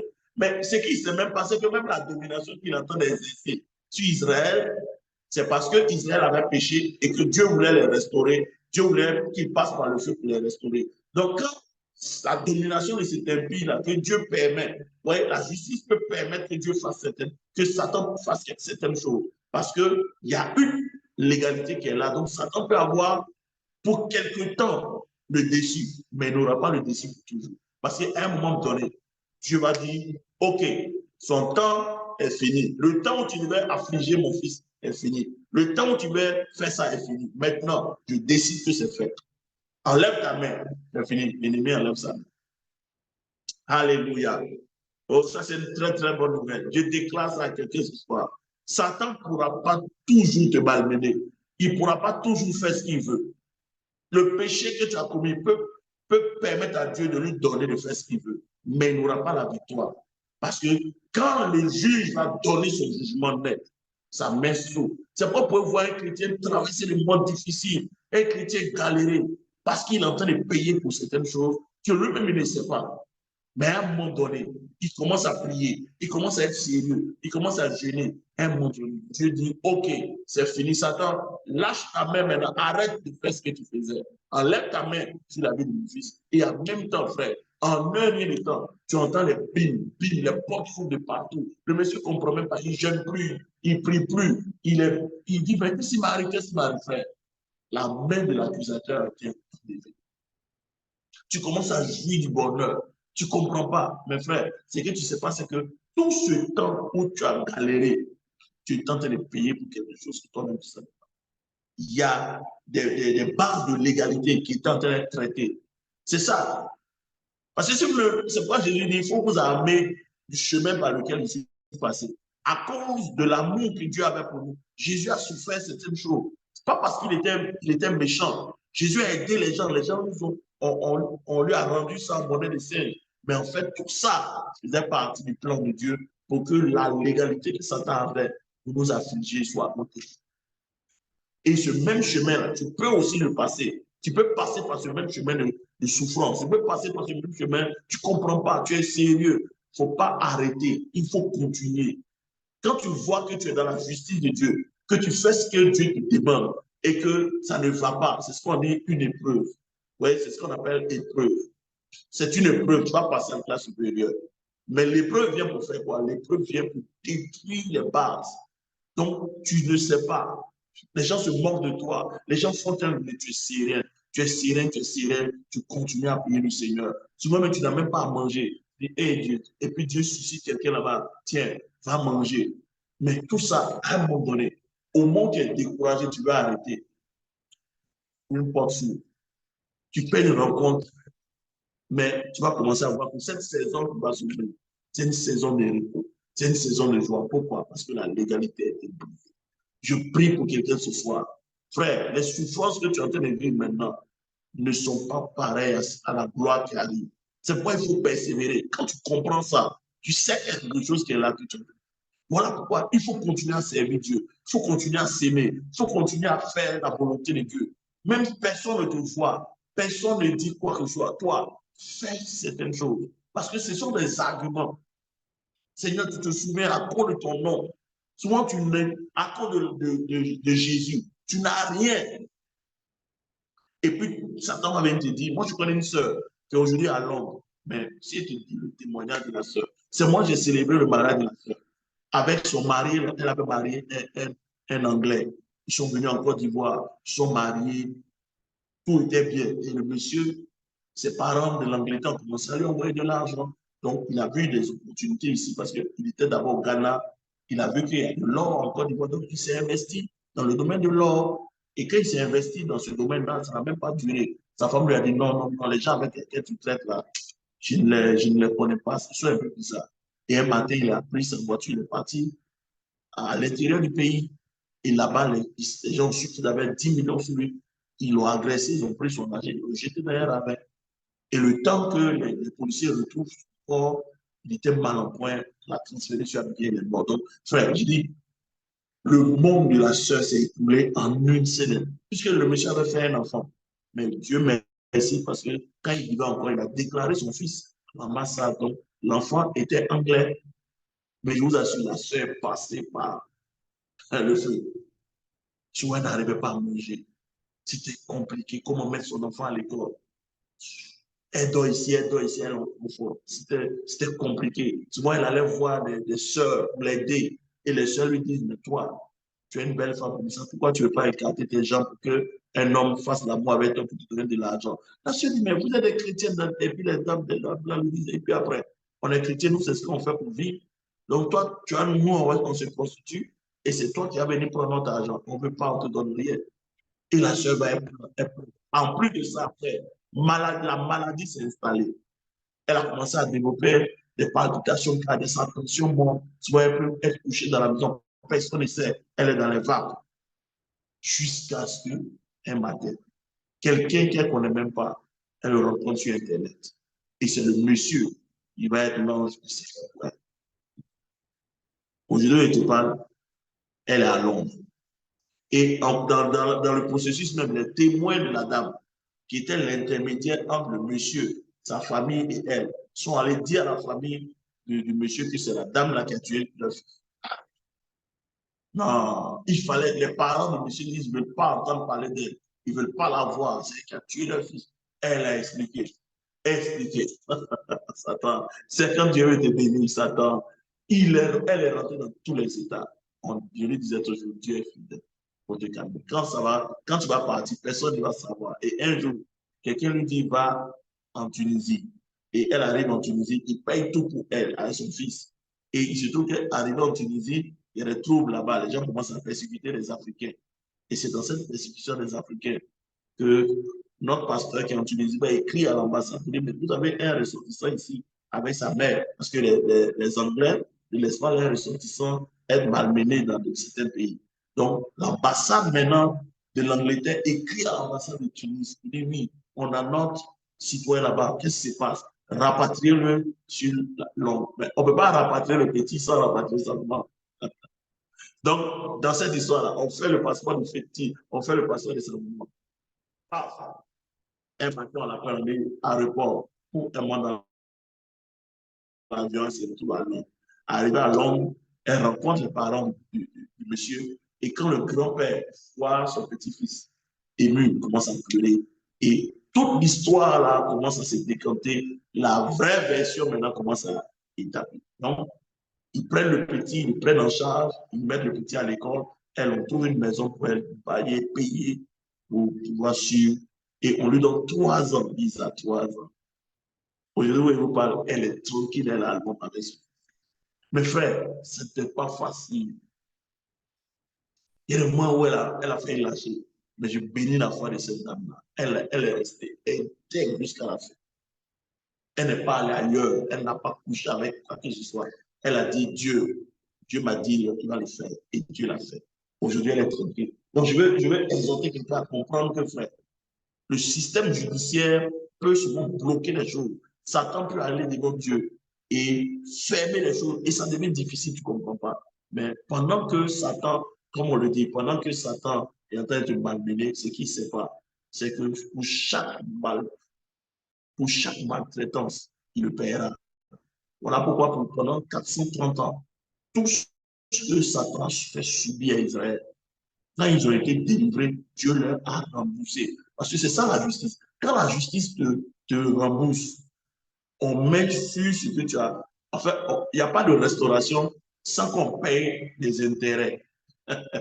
Ça veut dire que si moi je te donne 1 000 €, c'était en 2000, peut-être en 1990, je t'avais prêté 2 000 €, même 1 000 €. Si tu dois me rembourser ça en 2023, on te remboursera 2 000 €. Tu vas rembourser 2 000 € plus les années d'intérêt et c'est tout ça on comptabilise et on te rembourse. C'est ce que Dieu fait. Donc la justice fait de telle sorte que dans tout ce que Satan fait, ils ne sont pas vainqueurs. Ils sont toujours perdants parce que ton père va te rembourser pour toutes les fois où l'ennemi a violé tes droits. Est-ce que tu veux prier avec moi ce soir? Lève la main là où tu es. Je ne sais pas ce que tu traverses. Je ne sais pas ce qui se passe dans ta vie, mais je t'annonce que ton Père va te restaurer. Oh, alléluia. Je t'annonce que ton Père va te restaurer. On va aller ce soir sur la base d'Ésaïe 53. Tu vas dire au Seigneur, cette souffrance-là, Jésus l'a payée. Je refuse. Papa, quand je souffre, tu as mal. Parce que c'est la jurisprudence. Ce que Jésus a fait est pour moi un argument solide. Est-ce que tu veux prier avec cet argument? Je ne sais pas ce que tu traverses ce soir. Dis, Seigneur, cette souffrance-là doit partir. Ce problème-là doit être résolu. Tu ne veux pas, selon ta loi, selon ce que Jésus a fait, j'ai droit à la vie abondante. J'ai droit aux privilèges. J'ai des privilèges devant toi, papa. Mais voici que l'ennemi s'oppose à moi dans tel domaine, tel domaine, tel domaine. Et ce domaine me fait souffrir. Et plus je souffre, Seigneur, tu as mal. Et tu ne veux pas accepter cela pour ma vie. Sur cette base, je te plaît, Seigneur, révèle-moi ce qui est derrière cette souffrance et révèle-moi le processus de rachat afin que la base que Satan utilise soit brisée. Est-ce que tu veux parler avec moi? Tu veux prier avec moi? Vas-y, va prier. Va des Pères célestes. Répète après moi. Si tu es coupable, écoute-moi bien. Dans ce procédé-là, si tu es coupable, la seule chose qu'il faut faire, c'est de demander pardon et faire intervenir le sang de l'aspersion, le sang de Jésus qui parle. Parce que c'est si tu as transgressé quelque chose, demande que le sang parle. Parce que la Bible dit le sang de Jésus parle plus que le sang. Donc, numéro un, si tu sais que tu es coupable, ce soir, demande pardon. Père, mais papa, je reconnais que dans cette histoire, l'ennemi a raison. Parce que il y a cette chose, telle chose qui a été faite. Moi-même, j'ai transgressé, j'ai fait ça, j'ai fait ça, j'ai fait ça. Par rapport à ça, je demande ta miséricorde, que le sang parle en ma faveur. Et après ça, maintenant, on va prier pour briser maintenant cette illégalité. Pour dire, Seigneur, puisque maintenant le sang de Jésus a parlé en ma faveur, la foi qui crie contre moi, cette illégalité ne peut plus rester parce que ça me fait souffrir, Seigneur, sur la base de ta parole. Je demande un verdict. Et tu pries comme ça, pas seulement aujourd'hui, ça peut mettre des mois, ça peut mettre des semaines. Tu es constant. Le Père va te donner un verdict. Il va te donner un verset. Tu vas entendre sa voix, tu peux faire un songe pour dire, à partir d'aujourd'hui, j'enlève la main de Dieu. C'est fini, frère. Tu vas voir de manière miraculeuse, les choses vont commencer à marcher sur les roulettes. Si Dieu te dit de poser les actes, vas-y. Frère, moi, je sais Dieu. Voilà pourquoi il y a des choses, j'ai dit à Dieu, ça ne peut pas m'arriver. Parce que j'ai sacrifié ma jeunesse. Dieu m'a dit, laisse tout ce que tu fais, viens me suivre, tu es en plein temps. Donc, je suis en plein temps. Donc, quand ça ne va pas, je me mets devant Dieu et dis, Seigneur, souviens-toi, je voulais travailler. Je suis allé à l'école, j'ai eu mes diplômes, je voulais travailler. Tu m'as dit, laisse tout et venir te suivre. Je sais pas, Seigneur, ça ne peut pas m'arriver. Ça ne peut pas arriver à mes enfants. Ça ne peut pas arriver. Je vous dis, un jour, j'ai ma belle qui est chez moi, a eu le zona. Comme ça. Et il y a un médecin de l'église, ça là, c'est le VIH qui fait ça. Donc, je l'ai réagi, il dit, c'est pas dans ma maison, VIH. Et je suis allé devant Dieu, je lui ai dit, demain, va faire ton test de VIH. Et puis moi, je suis resté devant Dieu. Je dis, Dieu, cette dame-là, elle est venue, quand ma femme a accouché, elle est venue rester chez moi. Mais elle m'aide dans tout ce qu'elle fait. Sans elle, vraiment, il y a des choses qu'on ne pourrait pas faire. Sur cette base, Seigneur, ce n'est pas dans ma maison que cette dame va être malade. Je veux que le verdict que le médecin va donner soit un verdict négatif. Elle est partie, ils ont fait le test, rien. Elle n'est ni séropositive et le zona a disparu. Pourquoi? Parce que tu ne peux pas venir servir un homme de Dieu. Moi, je sers Dieu. Tu ne vas venir dans ma maison, être utile pour moi et la mort va te prendre. Ce n'est pas seulement la maison. Parce que la Bible, vous servirez l'Éternel. Il bénira votre pain, il bénira votre eau. Il éloignera la maladie du milieu de vous. Il n'aura pas chez vous ni femme stérile, ni quelqu'un qui perd sa vie. Non, non, non, ce n'est pas possible. Elle de mes fidèles là, très fidèle à l'église. Quand elle est tombée malade, ils m'ont hospitalisé. J'ai dit à Dieu, j'étais assis un vendredi à l'église et puis Dieu me montre une vision où ils sont venus la mettre dans une bâche noire. Et l'Esprit de Dieu dit, appelle-la, je l'appelle. Je commence à prier avec elle. Quand pendant qu'on priait, j'ai vu un ange qui a enlevé le drap noir et mis un drap blanc sur elle. Elle s'est levée. Quand je l'ai rappelé, aujourd'hui, elle vit, elle a bonne santé, ça commence à aller. Frère, c'est ça. C'est ça, servir Dieu. Je vous ai dit que souvent, à force de marcher avec Dieu, il y a des privilèges que Dieu vous donne. Frère, c'est ça la vie chrétienne. C'est pas aller s'asseoir souvent à l'église, chauffer les bras. Il faut développer ta relation avec Dieu au point où ta relation avec Dieu peut compter dans la balance qui va faire que Dieu va te dire. On a vu ça avec Abraham. Si vous lisez Genèse 19, c'est ça, Genèse 19, verset 29. Allez-y, vous allez voir. On dit, Dieu, ou bien le verset 9, Dieu se souvient quand Abraham prie pour Lot à Sodome et Gomorrhe, la Bible dit que le fait que Dieu n'a pas trouvé dit juste, il ne pouvait pas épargner la ville. Mais s'il détruisait la ville aussi, Lot allait prendre les pots cassés. Mais si vous lisez, vous allez voir qu'en réalité, Dieu a délivré Lot. Pas parce que Abraham avait prié, mais Dieu a délivré Lot parce qu'il s'est souvenu de son alliance avec Abraham. Donc Dieu avait une alliance avec Abraham. Abraham a développé une relation avec Dieu, une intimité avec Dieu, qui a donné, à cause de ce privilège-là de la relation, Dieu s'est souvenu de l'autre et Dieu l'a délivré. Donc, frère, chaque fois que tu sais Dieu, chaque fois que tu fais, tu avances dans ta relation avec Dieu, tu ne sais pas ce que tu es en train de faire. Tu es en train de donner à Dieu une base légale. Quand Satan va vouloir frapper, Dieu va dire non, celle-là, tu ne vas pas la voir. Regarde ce qu'elle est en train de faire. Regarde tel acte qu'elle a posé sur cette base. Tu ne peux pas ça. Et je me souviens de l'alliance qu'elle a tissée avec nous. Et sur la base de cette alliance-là, délivrée là. C'est ce que David a fait. David a fait le dénombrement. L'ange a commencé à frapper. L'ange de mort venu frapper. À un moment donné, David dit, Dieu, tu vas faire ça, c'est moi qui ai péché. Il faut me frapper. Pourquoi tu frappes les innocents? Dieu dit, ah, ok. Bon, choisis trois fléaux. Il dit à David, choisis trois fléaux. Et dans l'un des fléaux, David dit, moi, je préfère tomber entre tes mains. Parce que David connaît le monsieur. Dieu a commencé. À un moment donné, David s'est mis dans une certaine disposition. Il a commencé à adorer Dieu dans la douleur. La Bible dit, Dieu a regardé, Dieu dit, il ne faut pas continuer. Il dit alors, va parler à David. Dis-lui de faire tel sacrifice. L'autre, c'est bon. David va y faire, il fait tel sacrifice, la plaie s'arrête. C'est ça les hommes d'intimité. Donc, il faut que tu développes ton intimité avec Dieu au point où, à cause de la joie que tu mets dans le cœur de Dieu, Dieu va dire, lui, là, c'est moi. On peut prendre tout le monde, mais lui, là, on ne peut pas le toucher. Celle-là, on ne peut pas la toucher parce qu'elle met la joie dans mon cœur. Elle, je la connais, elle me connaît. Elle a des secrets que je lui ai donnés. Il a des secrets qui viennent de mon cœur, frère. C'est de ça qu'on parle quand on parle de l'école de l'esprit. Donc, lève la main là où tu es. On va plaider le sang et après, on va prendre Isaïe 53 pour dire, Seigneur, tout ce qui est souffrance, on va venir avec des arguments. Dis, Père Céleste, ce soir, je viens devant ton Saint-Trône. Je viens devant le trône de justice céleste et je demande miséricorde. Je demande miséricorde. Seigneur, nous reconnaissons que à cause de nos manières de vivre, à cause de nos transgressions, l'ennemi a eu le pouvoir, il a eu le dessus sur nous. Seigneur, nous reconnaissons que nos parents posaient des actes qui ne t'ont pas glorifié. Ils ont violé ta parole. Ils ont transgressé ta loi. Et Seigneur, nous sommes coupables. Et c'est normal que l'ennemi puisse nous malmener. Mais ce soir, nous venons devant le trône de justice.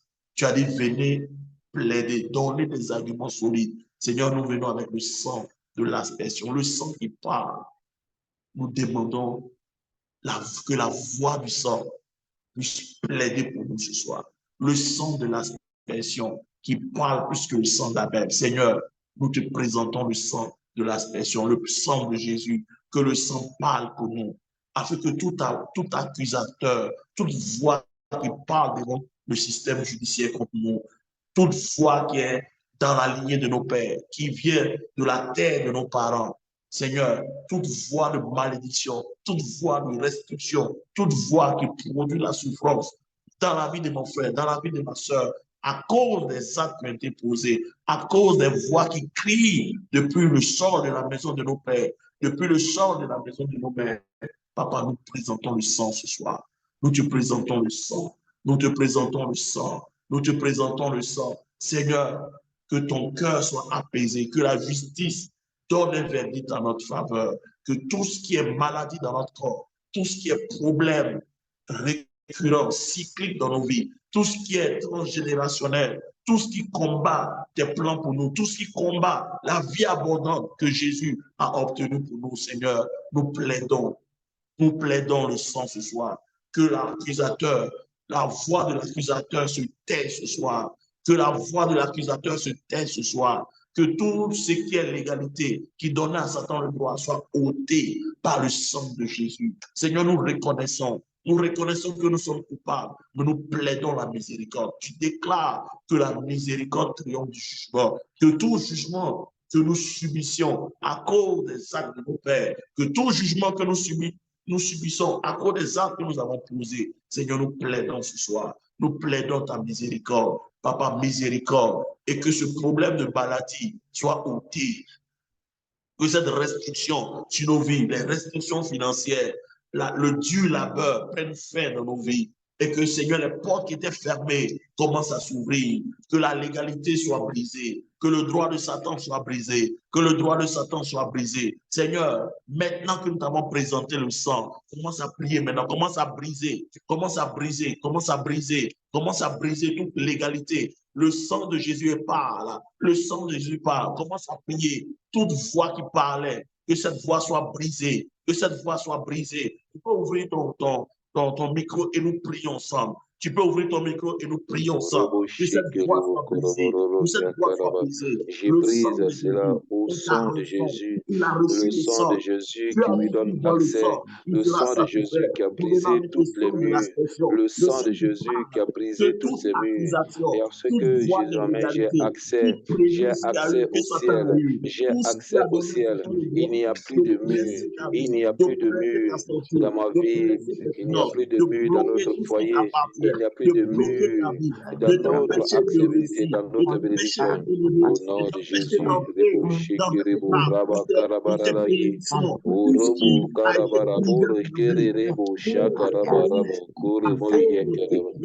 tout ce qui était fermé, tout ce que je n'avais pas accès, tout ce que ma famille n'avait pas accès, tout ce que mon foyer n'avait pas accès, tout ce que mon projet était scandé, tout ce qui était, oui, domination, tout ce qui était encore opposition. Mais la parole de Dieu dit que Jésus est monté, c'est à lui que tu as réconcilié par son sang sur la croix de Golgotha que tu as réconcilié tout ce qui était domination, tout ce qui était autorité, tout ce qui était puissance, tout ce qui était principauté, tout ce qui était, oui, Père, dans le monde spirituel, tu nous as réconciliés. Tu as battu le mur, tu as brisé le mur de l'injustice, tu as brisé le mur de la domination du mal. Ce soir, je proclame par le sang de Jésus, je prends témoin le sang de Jésus. Oh, je proclame le sang de Jésus. J'élève par le sang de Jésus. Je plaide par le sang de Jésus. Le sang de Jésus, c'est la vie de nos enfants. Je plaide par le sang de Jésus sur la voie du Kérébo, Rabakaraba. J'ai accès, je rentre dans la maison, car rien ne peut me donner que ça vient du ciel. Je rentre dans le ciel. Je vais chercher tout ce que j'ai besoin pour que cela me soit donné. Je vais rentrer dans le lieu saint, le saint des saints, là où je règne mon Christ, là où j'ai le siège auprès de Jésus, là où je siège à la droite du Père. Et je proclame par le sang de Jésus, j'ai la stabilité, là où je n'avais pas accessibilité, là où on m'accusait, là où on me retenait, là où on m'accusait, là où on me retenait, là où on me limitait. Par le sang de Jésus, par le sang de Jésus, par le sang de Jésus, par le sang de Jésus. Tu as dit ce que les yeux n'ont pas vu, tu as dit ce que les pensées humaines n'ont pas pu penser. Ce soir, ouvre mes yeux, ouvre mes pensées, ouvre mes oreilles, que je puisse voir ce que tu étais caché, ce qui était caché que je ne voyais pas, ce que je ne comprenais pas. Au nom de Jésus, par le sang de Jésus, il n'y a plus de mur. Tu as brisé ce mur, tu as brisé ce mur. Je dis ta parole, il n'y a plus de mur. Le sang de Jésus a brisé, le sang de Jésus a brisé. Dans la maison de nos pères et de nos mères, Nous plaidons ce soir. Rabasanta, Lekatolaboussa. Nous plaidons. Tu as dit, venez renouveler vos moyens de défense.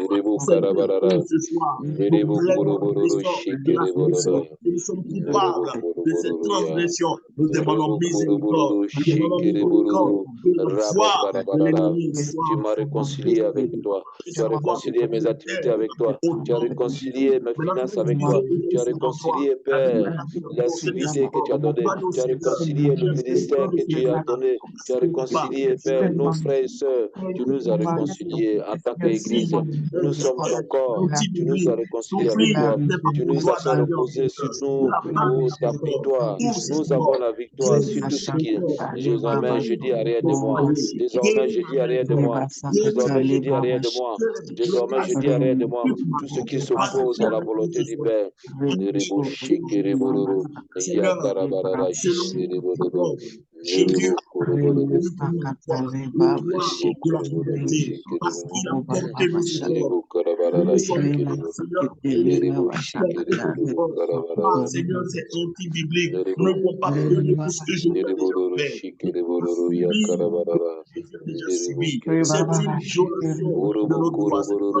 J'ai accès le sang de Jésus-Christ plus que le sang d'Abel, le sang de Jésus-Christ plus que le sang des sacrifices qu'ils ont commis, le sang de Jésus-Christ plus que le sang qui a été versé dans la famille depuis des générations, le sang de Jésus-Christ plus que toutes sortes de sacrifices qui ont été faits. Le sang de Jésus est le sang qui crie plus. Il est brise, il est dit, j'ai tout pardonné. Il a dit au dernier mot, tout est achevé, tout est pardonné. Pardonne-les. Le sang de Jésus dit pardonne-les. Le sang de Jésus dit pardonne-les. Il nous donne l'accessibilité. Il a dit le sang de Jésus a brisé toutes les murs. Le mur de la pauvreté, le mur des échecs, le mur des échecs, ou toute activité que nous comprenons et qui ne marche pas, tout blocage, toute autre chose qui est bloquée et qui fait de nous, puis en arrière, l'humiliation, Jésus l'a pris. Jésus a pris toute humiliation. Il ne peut plus y avoir d'humiliation dans ma vie. Il ne peut plus y avoir des échecs dans ma vie. Jésus a été blessé pour ça. Jésus a été blessé. Ce soir, je proclame le sang de Jésus. Je proclame le sang de Jésus et je rentre dans le ciel. Et car il a route de chemin, il a ouvert le chemin. Il s'est réconcilié par Jésus lui-même. Il s'est réconcilié et tout ce qui me condamnait, tout ce qui condamnait ma famille, au nom de Jésus. Au nom de Jésus, je proclame le sang de Jésus. Rebo shikeribo, yakarabarara shikeribororo, nderebo korobororo shikeribororo maya, rabo korobororo, nderede shikeribororo shakarabarara ye, orobo shikeribororo. Nous sommes des enfants de Dieu. Il n'y a plus de condamnation. Il n'y a plus de condamnation. Toutes les dominations sont brisées. Jésus est au sommet de toutes choses. Jésus est au sommet de toutes choses. Il est l'autorité de la justice. Il est justice lui-même. Il a dit dans sa parole, pendant de mourir, Père, pardonne-leur. Il a dit au dernier cri, et il a dit, le cri du sang Jésus-Christ, pardonne-leur. Le sang de Jésus dit, pardonne-leur. Le sang de Jésus dit, pardonne-leur. Il y a le cri du sang de Jésus qui est au-dessus de tout le sang.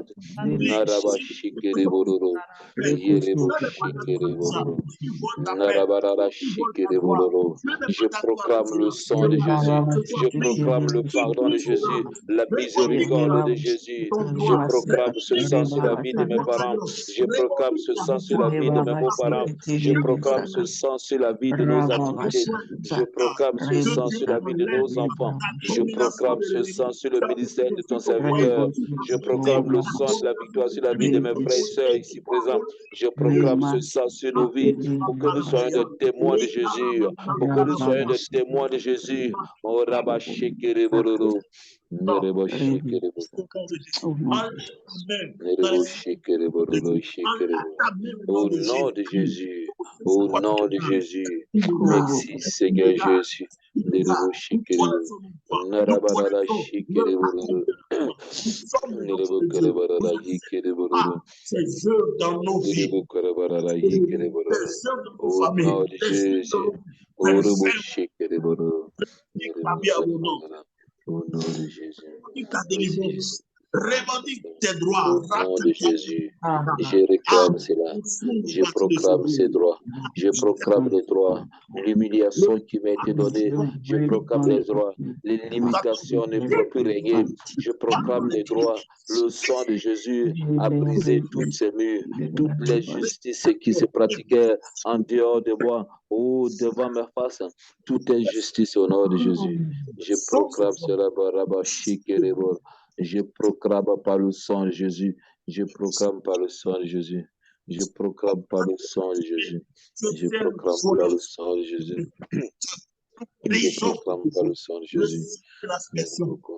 Au nom de Jésus. Sois restauré, sois libéré. Que là où Satan avait mis une restriction, que la restriction soit brisée au nom de Jésus. Au nom de Jésus. Que la puissance abatte aujourd'hui dans ton alliance, dans tes promesses, dans tes droits d'alliance, dans tes bénédictions. Que les portes s'ouvrent à partir de ce jour. Je commande que je commande à ton corps de guérir. Je commande à Amen. Amen. au nom de Jésus. Tu n'as aucun pouvoir. Tu n'as aucun pouvoir. Tu n'as aucun pouvoir. Ton pouvoir. Je te chasse. Je te proclame.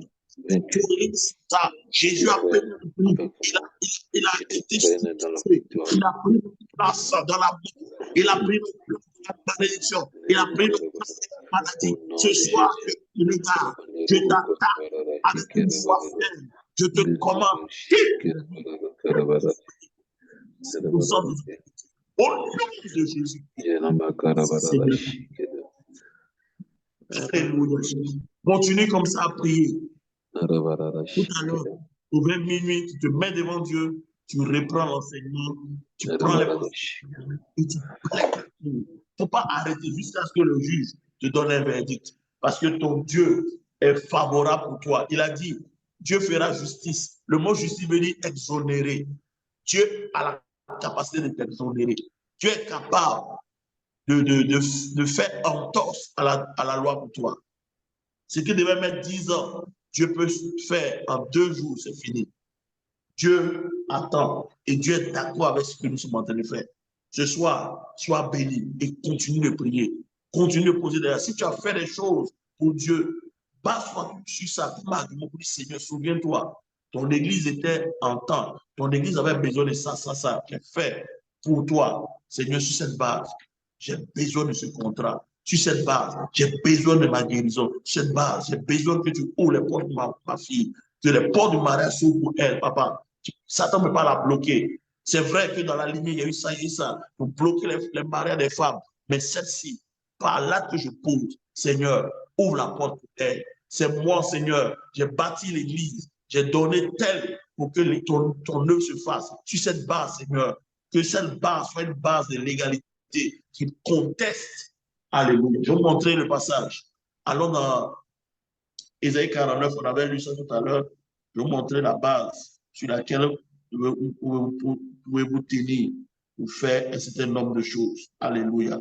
Frère, la parole de Dieu, elle est scientifique. Ésaïe 49, verset 25, il dit, oui, dit l'Éternel, la capture du puissant lui sera enlevée et le butin du tyran lui échappera. Je combattrai tes ennemis. Ouais. Quand tu poses des actes et que Dieu a une base légale, Dieu ne peut combattre tes ennemis.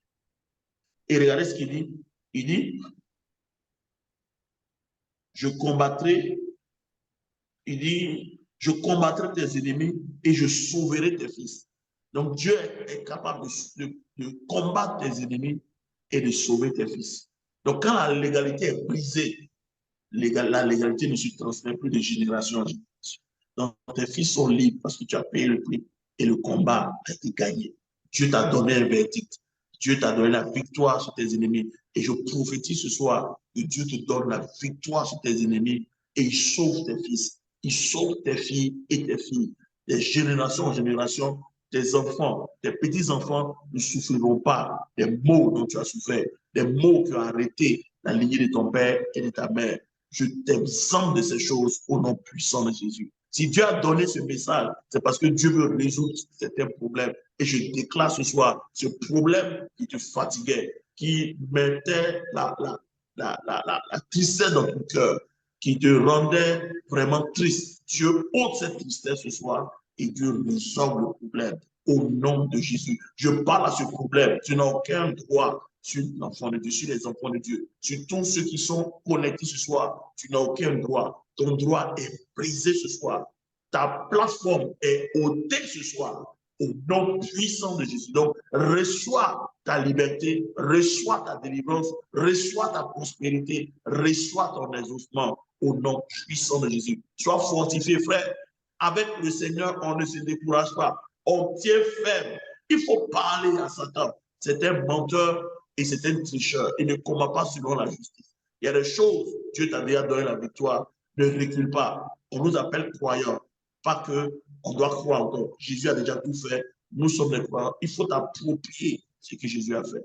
Il faut lire le psaume Ésaïe 53 pour dire le châtiment qui me donne la paix. Vous savez, la paix dont on parle ici, c'est une disposition légale. Dieu trouvait à ses enfants. Donc, toute ta paix n'est pas pour toi, n'est pas la volonté de Dieu pour toi. C'est pourquoi il dit, la paix de Dieu qui supporte toute intelligence gardera ton cœur. Chaque fois que ton cœur est troublé, il n'y a pas de paix en toi, ce n'est pas la volonté de Dieu.